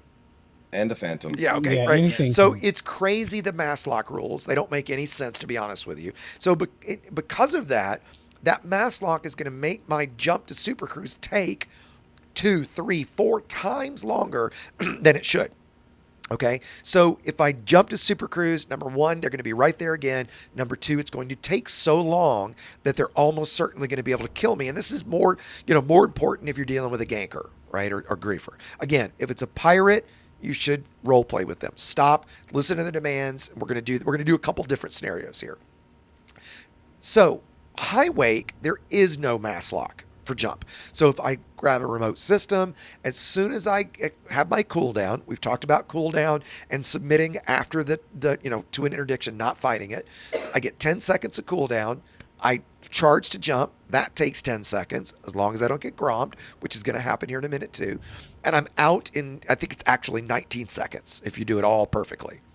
In that 19 seconds, if I've got a pretty well outfit ship, and in this case, I do, I've got 1232 shield integrity. My thermal's a little low because I'm all heavy duty, but still pretty damn great shields. I should be able to survive certainly an individual attacking me, okay? So we want to have those things ready. Other modules, chaff, pretty good, but most griefers and pirates are going to use fixed weapons. So chaff's not going to do you a ton of good. I like having a heat sink. So if I lose my shields, the first thing I'm going to do is pop a heat sink and go silent, because that might give me that last few seconds that gets me out. We're talking pretty advanced at this point. As has already been said, don't just fly in a straight line. Go FA off.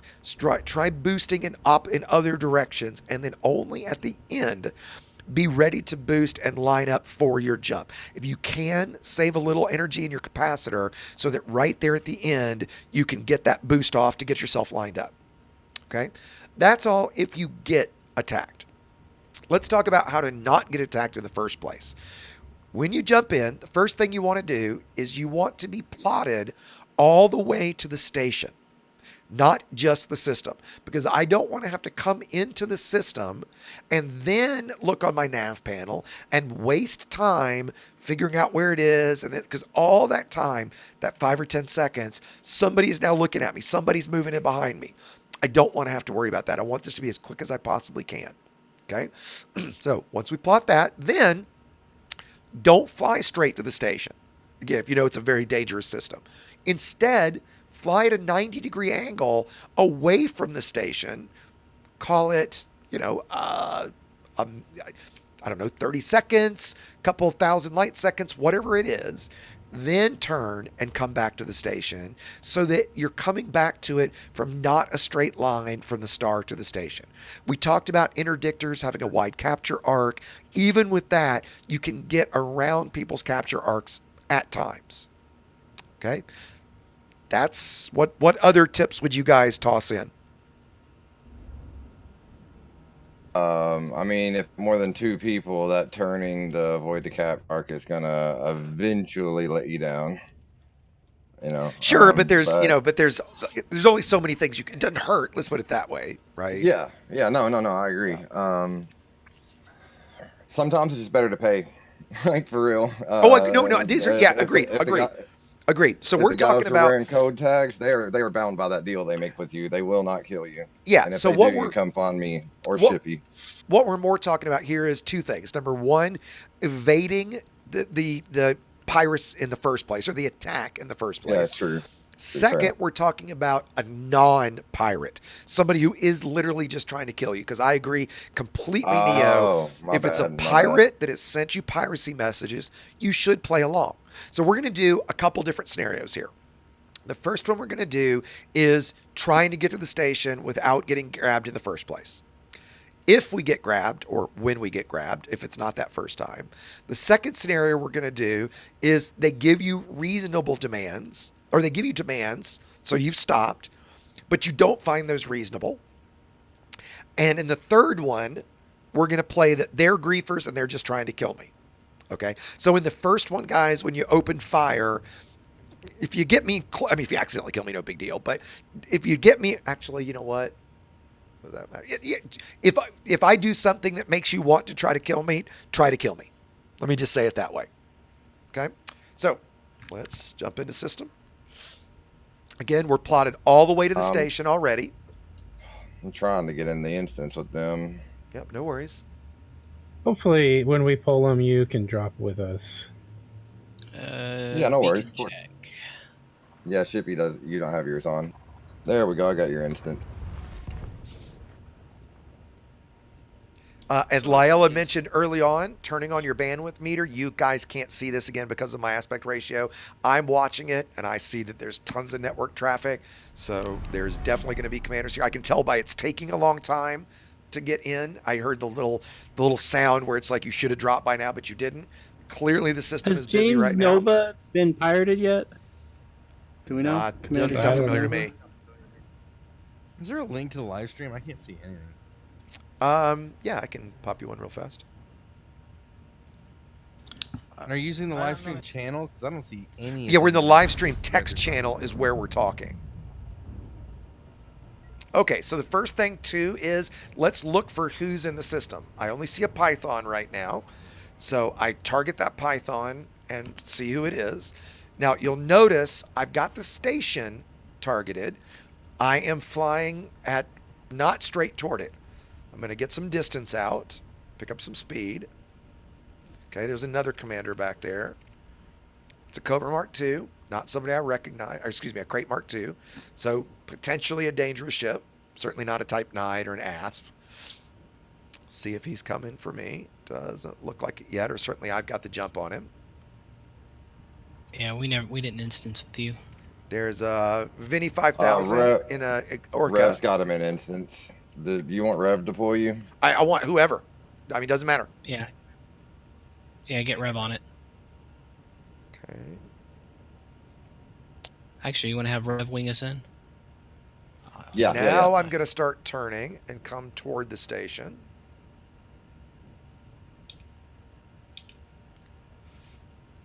Okay, let's talk about... Oh, shit. They're coming for me. I emergency dropped just as he started that interdiction. Okay, now this is a risky move because now I've got the long cooldown.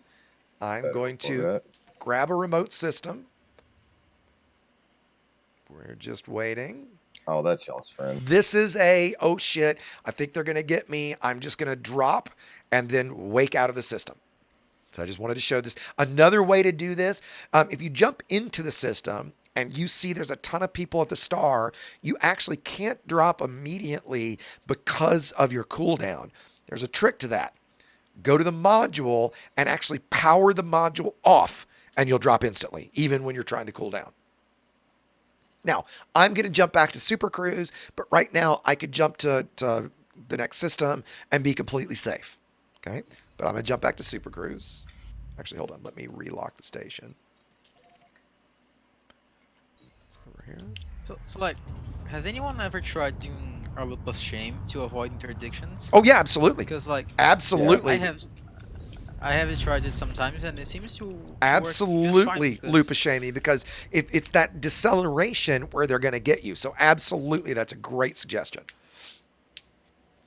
I also fly straight into a pilot or a planet too. That's right. That one works really good. That works really. If somebody interdicts you, and I'm starting to heat up just because it's because of the fucking tunnel, I'm gonna pop a heat sink as soon as I can. I actually blew somebody up with a star one time. If you're headed toward, if there's a planet nearby, a body nearby, you can head straight for that, and that will break an interdiction. Okay, looks like there's a crate right behind me. He just saw me, I'm guessing, because he just turned. You can see I'm pulling away from him. So and he's got me. So I'm going to go ahead and submit. I'm going to hold for a second. We're going to lock a remote system. We're waiting to see what he's doing while I'm cooled down. Okay, so he's asked me to stop. So, okay. He's scanning me. Looks like he's put out his collectors. I think that was one important step that you skipped is whenever he did grab you, you actually targeted him. Like, I see a lot of people that just don't even bother with targeting whoever's pulling them. Okay, so, and it's a great example. So let's say he asked for 10 tons, right? And I don't find that acceptable. How about 5? Yeah, it's like knowing who you're dealing with. And look, an NPC dropped in. So and the NPC's engaged him for me. And let's assume for a second, I don't find his demands reasonable. See ya. Okay, so I've given myself that time. Oops, why didn't I hit jump? Okay, you're right though. He grommed me. I instantly. So look, we're waiting for my FSD to come back online. There comes my FSD because he did grom me. What does that mean, grom? The FSD interrupt missile. Wait, there's an FSD interrupt missile? We've talked about that a lot. Hold on a second. FSD. And I am out. And in a minute, we'll check and see what my shield strength is. So, escaping from an individual, it is a power play weapon. Yep. Escaping from an individual is generally pretty easy. I mean, I wouldn't say easy, but with the right build. So he got my shields to 47%. Now, I've got really damn strong shields, which you want. And now I'm potentially going to have to wait for a bit for those powerful shields to come back. Let's see if there happens to be, there's not a station in this system. Let me just quickly find the closest, because it's going to be quicker for me to land at a station than it is going to be, because I want to come back with full shields and try to have you guys kill me. Mass facilities. Actually, I don't care. It doesn't matter. No, and oops, where are we again? TRIAON. Ooh, high grade emission. TIRAON. I'm gonna go pirate. Say it again. Emission. TR what? TIRAON. There we go. So we're just gonna look for the closest station. Let's see. That's a medium. That's large. That's not that bad. I was hoping there's going to be one right near the star, but there's really not. We'll go to this one really quickly. So to answer the question about the FSD interrupt missile, there's 2 ways to do that. And he came after me, or somebody else came after me, and which was not exactly smart of me, since I was out while I was doing that. And he is open fire, so. Yeah, a lot of the boys carry weight scanners. This is a different commander. Yeah, this is somebody random. It's an LL. It's an FTL, yeah. Oh, okay. And we're out again. Well, Yeah. That's interesting to talk about. So wake now, scanners. hold on. I'm going to. So let's assume he's wake scanning me. So right now, my point, I need to drop from Super Cruise as fast as possible. So what I'm going to do is this, because if he gets in system and sees my wake, he'll know where I am. But I just dropped immediately upon getting in the system by powering off my frameshift drive. So he can come here, but he is not going to see my low wake. He's not going to know where I am to be able to get me. So now I power it back on, wait for that to charge. We'll go to the system I was talking about that has a station. And whoever that is, I hope you're not actually stream sniping me and following me on stream, because that would be a little lame. The I mean, if fact they that are, an no LL big pilot deal. couldn't kill a T9 with an FTL, like I'm not sorry we stole all your good pilots, LL. Who's Sorry. LL? Like We Livigny's Legion. We Oh, we got okay, a gotcha. retrainer and a we got Wolfsbane, so, Starfire and Star 57 out of that deal. So I mean, 57 was LL. yeah. Yep. And I got down to 19% shield, by the way. Starfire still play? Starfire, he was dual citizenship with CTM and LL, and then And so, yeah, by the way, chat asked, yes, that was not a pirate. That was a griefer, ganker, whatever you want to call it. Okay, they didn't send a warning message. They just immediately opened fire. The mistake I made was taking my time and futzing around and having another system and all that kind of stuff, right? I wasn't ready to do that as quickly as I potentially should have. It is pretty rare that I find anyway, that people run wake scanners. One of you guys, Neo, tell them about the wake scanner. The wake scanner basically, like when you see a commander jump out and it says just high wake and their name, if you pull up to it and use the wake scanner on it, it'll tell you what system they went to, and you can follow them. And brave and willing, you will get their instance and be able to get them again. Yeah. You might have to like pray to the holy altar of Jawal for some good instancing, but yeah. Back in the day, classic NPC pirating for low temperature diamonds, back agricultural systems. Yep. You used to be. It used to be part of it. You kind of had to, because the NPCs were broken, and so they would be able to wake with 0% power plants or 0 or instantly. thrusters. There was no cooldown either. Yeah, right. They would just wake instantly. Wake out. So you'd have to follow them. Now it was interesting though, because you'd always follow them correctly. And then you'd eventually, like maybe 3 or 4 systems down the road, and that would be a bad run if you had to do that. But still, that's what I remember most. Absolutely. Wakes. Absolutely. Well, and whenever you were escaping, you were like going FA off, making some crazy angles just to try to make it as difficult for him to follow you as possible. Yep. Now that said, also in a Type 9, there's only so much you can do because you're so immobile. If you're in something like a Crate Mark II, anything that is mobile and that does have some speed, absolutely, to Lila's point, right? And in fact, I wasn't very crazy, right? Because in this, it doesn't really matter. But in something else, absolutely, that's critical. But I mean, one of the points I was trying, if you just straight line FA on the whole time, just trying to escape, you can actually track people without a wake scan. That's right. Perfectly, especially if you've already got systems filtered. You can start selecting filters and find the one that's right in front of you, assuming you have about the same jump range or not. There's a massive difference in the 2 jump ranges. And they probably picked something that was really close by, so you probably do have enough range to get to it. So, yep. Yeah, 90% of the time, people trying to high wake out, they'll just pick the first named system, and that's where they're going. Yep. Okay, let's do this. So for the last thing we're going to do here, why don't you guys get me back in your wing so that I at least instance? We'll just pretend that we're not in the wing, okay? And then we'll have you guys.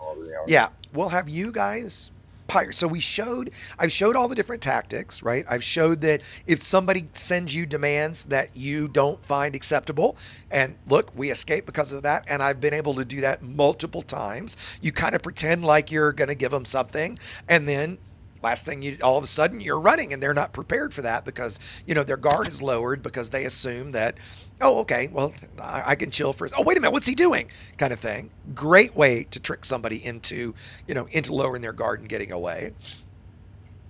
Some folks were around a while back. I was I was mining with Jerry, the disabled player that we did the GoFundMe for, and we were. Another way to do this too is be in a wing so that you've got wingmates that might be more heavily defended than you. They can go into the system first. They can get to the station. You can nav lock to them. Things like that, right? Work together to get people safely to the station. That's what we did. Pasta, were you there at the station? No, Langy was there. So one of the guys got to the station. I was hanging out near the star. Jerry jumps in. He's on his way to the star. Sure enough, he interdicts me. And I was playing, I had like 150 tons of cargo, and I had that much because I was going to give it to Jerry since he didn't have many credits at the time. And so the guy wants half of my cargo. And I reply back and I'm like, no, I'll give you 25 tons, but I'm literally giving this to a friend who's disabled. And, so no. He replies back, I don't care, half of it, or 75 tons or whatever. And I had already plotted for jump. And so as soon as he replied with, I don't care, I immediately started to charge and I escaped easily. So again, I was able to get him to drop. And it's funny, actually, to finish the story, the same guy the next day friended me and sent me a message apologizing because he didn't realize who I was, didn't realize that I was really talking about Jerry, and that he, as you guys know, you have so many people lie to you, and, they're just stalling for time so they can combat log and things like that. And so that he just, was like, I'm really sorry. I didn't want there to be any bad blood. And I was like, oh, dude, I don't get salty over stuff like this. Right. But I did think it was pretty cool that he did that. Be like, you stole from a disabled person. Man. Yeah, I mean, and that was not in any way his intentions. Just thinking I might as well repair while I'm here. Hey, their cargo sells on the black market just as much as anybody else's, right? Absolutely, right? Okay, let's head back in. So we've shown how to escape getting their defenses down. Again, you guys go through the standard piracy routine, and we'll see what happens this time. Yar. Yar. Invite me back to wing whenever he drops, please. Yep. Will do. Oh, where are we going? There it is. I'm already in the instance. Yeah, okay, I see cool, you. cool. So all of us. So as soon as we drop out, guys, I'll be my fastest to drop from. Or do you want me to just leave wing once I'm in the instance with you guys? You want to do it that way? Yeah. Okay. Okay. That way we can anchor you in. So again, I'm going to make sure I plot all the way to the station.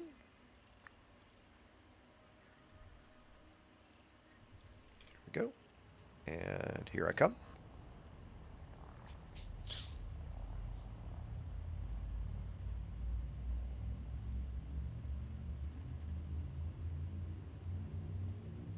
Well, Dunkel said, I'll believe it when I see it, Dunkel. He said, I think you're going to like the June update. FDES promised people you are instanced is more likely to instance again. Maybe this should fix the wake follow. So I think you're basically getting at that there's supposed to be instancing fixes. The number of times I've heard that and it not be the case, I will continue to be skeptically optimistic. All right. There you are. Yep. And I'm going to leave wing. Okay. Oh. Rev left too. All right. Bringing you in, Neo. Okay. I never get to experience half this kind of content. Like, most of the time I just get transaction server errors, whether I get it on the like when they finish interdicting me, or a few seconds after, or whatever. And then of course the messages of like, I'm gonna get you banned. I'm like, no, it's not my fault, FDevs. Well, and that's the thing. I mean, there are lots of instancing issues right now. And, I try to give, as we've said before, I'll give somebody the benefit of the doubt. It's usually really easy to tell, like, an instancing issue versus the Asp Explorer earlier who clearly combat logged. That's because usually an instancing issue, once you've instanced, like, and dropped into, a place like that, almost never does it then just disappear. It's almost always at the initial drop in. Like if you interdict somebody and they don't drop in with you, that's probably not because they combat logged. It's almost certainly because of an instancing problem. I've had it where you start an You don't interdiction play the Xbox and it version, dies. do you? I don't. No, I don't. I don't. I've been in the middle of doing something and it just goes.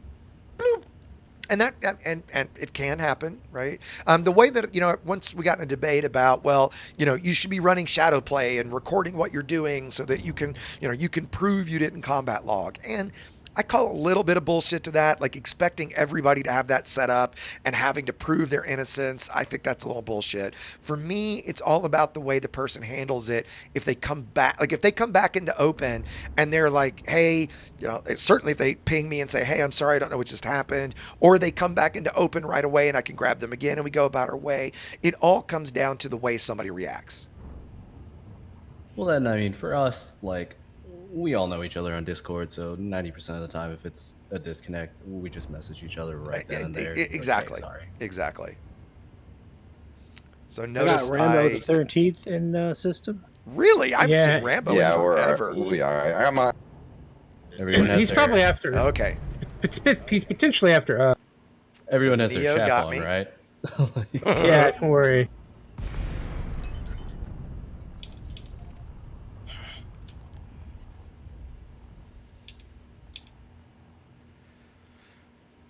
Now, Stuck in the I'm not tunnel. charging right No now. instance. I could be charging right now. I'm not because, I mean, I could probably, okay, like I not quite would have been out by now. Deviant Cage, thank you so much for the support, buddy. I really, really do appreciate it. He's new to Elite, enjoying the tutorials in the channel. I was talking, did I see? Okay, so he asks, all right, so I will listen. Now I've given time for his wingmates to get in, which is kind of deadly for me.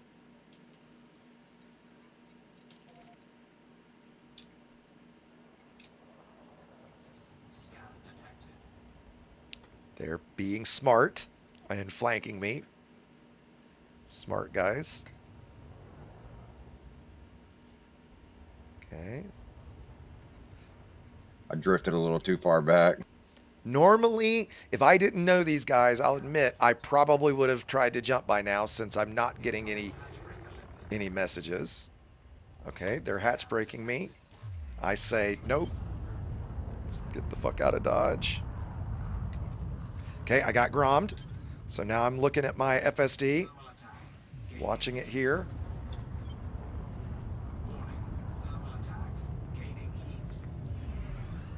So this is where that fast boot FSD actually does Exactly. come The in fast booth FSD right now would be clutch. Okay, and there we go. Come on, come on, come on. We are out. Are you fuck? We are out, baby. Dude, there was so much lag. Like, I dumped that was good, so many though. I pacifiers wish I into you, and your shield didn't even move. I wish I had Yeah. my camera on right now so you could see the giant shit-eating grin on my face. And that's how you... I missed all my PA shots. Well, I mean, and this Yeah. is why we But always yeah. say, like, the game is actually weighted towards the defender. Like, Yeah, You can... It was a solid escape. It was a I solid mean, one. As now, a- yeah. got me at it's a good 80%. build. Got me at 80% hull, right? So it was risky for me. How much cargo did you guys get out of me? 10. 10 tons? Ish. I don't remember how much I Yeah, bought. 10 or 12. Yeah, okay. Right? And so now what I would do probably is I would emergency or I would just drop right now so that, again, they can't find me. I'm not going to do that because I don't really care right now, but I would drop and then I would get my wits about myself. All right, where am I? Okay, so there's no station in this system. Where am I going to go next? Like, how am I going to get there? Right? Now, I generally would not advise that you just now go to private or solo or something like that. But if it's late at night, whatever, you're done, you just don't want to deal with this mess, you escaped, this would be the time to potentially do that. I think that To be a personally, Romulan. I'm not, yeah, I mean, if you want to make a joke about it, right? But doing that, again, is not cheating. If I decide to go back into system and risk another attack, I don't then get to decide that I'm going to combat log at that point, right? Right now, I escaped. I won. All right. So now I can decide, do I want to attempt this again? Do I want to go somewhere and repair and charge up my shields? Or you know what? I beat them. I don't want to fuck around with this anymore. I just want to go sell my shit and go to bed. Fine. I personally would not give somebody shit for going to private and doing that right now, right? Because you've taken the risk, you won it. There's not much benefit left. Now, I like to go back in because probably, especially how busy it is, they have probably moved on to their next target. Okay, so they're probably, I might be able to get back in. Okay, and so what we'll do is we're going to plot for that. We're going to be set for our FSD. So we're going to charge for that jump. And we're going to be very on our toes. And we're going to see what we see when we get there. And I'm ready with my FSD selected so that if I see them all at the star, I can immediately drop to low wake. Now that's risky too because I'm going to have the long cooldown and they might get my wing signal. But let's see. And if it wasn't a wing that just got me, I probably would try another pass. Okay, there's definitely commanders here. You hear that kind of funky super cruise or hyperspace sound. You can check the history tab at this point if it'll let you.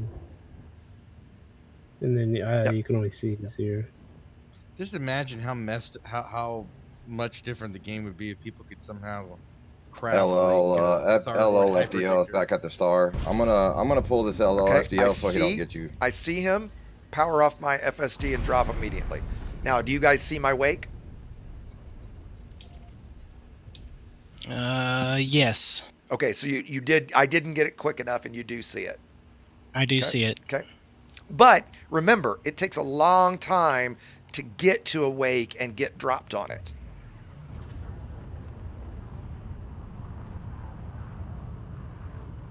And so now in this case, because I think it'll be fun for everybody to get to see X get blown up, I'm just going to head to the station. I'll give you guys a go at me. You have to turn the FSD all the way off. To drop instantly, you do. Because you're in, when you first get in the system, you're in the FSD cooldown for 5 or 10 seconds. So the only way to instantly drop when you jump in is to turn it off. What about the thrusters? Oops, let me turn it back on. That's a good question. I haven't tried that, but yeah, I would think it would. I would think so, yeah. I'll have to try that sometime. Good point. Because the cooldown will be less. It takes time for your FSD to boot back up. Yeah, that's actually probably the faster way to do it, to be honest. Now that you say that. Yep, and here they are. Oh, and I'm jumping you're to already Super halfway Cruise. charged up, though. I know, but I'm jumping for Super Cruise, not hyperspace. Oh, I bet you guys are going to get me. You'd have probably got out anyway, but there was so much. There was I'm trying to dodge those Groms. Whoops. Okay, so we're watching the FSD. We're trying the gank at this point. Oh yeah. No, okay. I wanted to end this way. Again, pre-targeting that FSD. Malfunction on the FSD. How weak is it? Oh, it's not that bad. Come on. Why is it malfunction? 1%. There it goes. Nicely done. Nicely done, guys. Nice. Yeah, you made a solid escape earlier, though. Well, and normally, and Neo, you got the kill. Right. And to be clear, normally I would not have tried all that. I would have gone and gotten my shields, to full charge, repaired myself. I would not have tried to come back in the way that I did, but I figured that'd be a fun way to close all this out. Rambo's here. We got a nugget. Yeah, my FDL's next door. I'm going to get it. We got enough people just to take him. Hey, I mean, I'm gonna go ahead and you guys hang out. I'm gonna go ahead and close the stream here in just a second. But did I? I know what the only thing I'll jump out in this in a minute. I brought my Sidewinder as well. My favorite ship in the whole game. To be clear, love the fucking Sidewinder. As long as you've got dual chaff on it, like I do. Can't do anything. I do. It's a dual chaff. It's a dual chaff 650 meter a second build. Where are you guys going? 1,100 armor. So it's pretty good. My FDL is literally next door. So yeah, you can outrun his pack hounds and you can chaff off the rest of his weapons. Yeah, exactly. So, so guys, listen. Let's wrap this. Yeah, let's wrap this up real quick. Which is, first of all, let me say a big thanks to everybody at Code. Thanks for joining in, guys. This has been a ton of fun. I think we've put a huge amount of information in this stream. Right? If you want to know, I think if people want to learn about PvP piracy and they've got 3 hours to kill, we dumped a lot of information in this. So thanks for joining, guys. This has been a blast. I'm glad we finally did this. Anytime. Thank you for the invitation. Yeah, absolutely. Yeah, I had a lot of fun. Thank you for everything. And we pushed Neo over 500. I'm at 516, in fact. Oh, fantastic. Way over, fantastic. so That's great. You guys are dirty griefers and murder hobos. Sometimes. That's actually true, but we're pretty nice people, though. See, I just posted it. Oh, thanks, Jaffo. And then this is Neo's Twitch channel. Thank you. No, go ahead, Neo. Yeah, what were you saying? I was just saying, I remember when Aposto was a sacrificial lamb to get some guys in that still refused to come after that, and he only had to give up 2 LTDs. Gotcha. I was so happy to see him. I had like 4 people combat log that day, and I saw Aposto. I was like, thank God, one is going to go well. I do have a quick question. The Lord Harib, I was saying that right, sorry. Are you guys the same code from Eve? I'm guessing not. We are not. We're not. Okay, gotcha. So again, thanks for joining, guys. And for the most part, thank you for chat being fairly cool. I saw Jaffo had a few little problem childs, I think, but forgive my little bit of rant on combat logging. Let me make clear something I did see in a comment, which was essentially the gist of it was that it was, ridiculous or mean or whatever you want to call it to want a harmless player to get banned, the guy that combat logged to get banned for that. I completely agree. Right? I don't want that guy to get banned for that. I want him to understand what the rule is. And what ultimately I want is 2 things. One, I want Frontier to fix the game technically so it's not possible. Or, that your ship remains like Eve does. Your ship remains for a minute. There's some way that it's not viable to save yourself. And number 2, I wish when there were reports of it with evidence that is incontrovertible, that Frontier would just send a warning message. Just a message that, hey, we saw that you did this. It's a first report or whatever it is, right? This does violate the rules. Please don't do this again. That would be, honestly, if they did that, I would, for the most part, be happy. The fact that they just completely ignore their own rules in more ways than just this is what bothers me the most. So no, I don't want that harmless, brand new commander to get banned from the game for freaking out and doing something that he most likely did not realize was a violation and a bannable offense. But I would like Frontier to notify him of that so he understands and learns from it. That's all I would say there. Other than that, again, I hope you guys have enjoyed this as much as I have. We didn't have too many real targets. We had a couple, but I think this was a lot of fun. For those that are interested, per tradition, we'll potentially do some CQC. We'll see if there's enough interest. I'm not going to stream that. As you guys can tell, my voice is pretty shot. I'm going to go take a quick break and get something to drink at a minimum. I ran out of Gatorade about 30 minutes ago. But yeah, again, thanks for joining, everybody. This has been a blast. Next up is tomorrow, 4 o'clock Eastern, 8 o'clock UTC is Sidewinder Slaughter, which Lyella joined us for this week. Code, guys, please come join us sometime. Right? I know that it's not I'll try to be there. It's not exactly up your alley, but Lyella, you had a good time, didn't you? Yeah, no, it was fun. For those that are new to it, very simply, we all get in Sidewinders, bone stock. We go outside a station, big PvP melee, and then every time you die, you get to upgrade 1 module. And then later rounds, you get to upgrade 2 modules. So it adds a really unique strategy aspect. What module do you do first? Do you do defenses? Do you do weapons? It's a lot of fun. Gets you out of your shell, let you use weapons and modules you never used before, let you do PvP in a way that, is not going to be salty, is not going to take engineering, it's not going to cost you a bunch. It's good, clean fun for that matter. And then on Friday, I was hoping to have it nailed down by tonight, but I'm hoping to have a new special guest, somebody that's new to the Elite creator community. Hopefully, I'll be able to announce that by tomorrow. So, anyway, thanks for joining, everybody. This has been a blast, and I look forward to catching you guys here very soon. Yeah, thanks. Thanks for hosting that. Yep. Cheers. This has Thank been you very great. much. Yep. Thanks, everybody, and remember to fly dangerously. See you guys.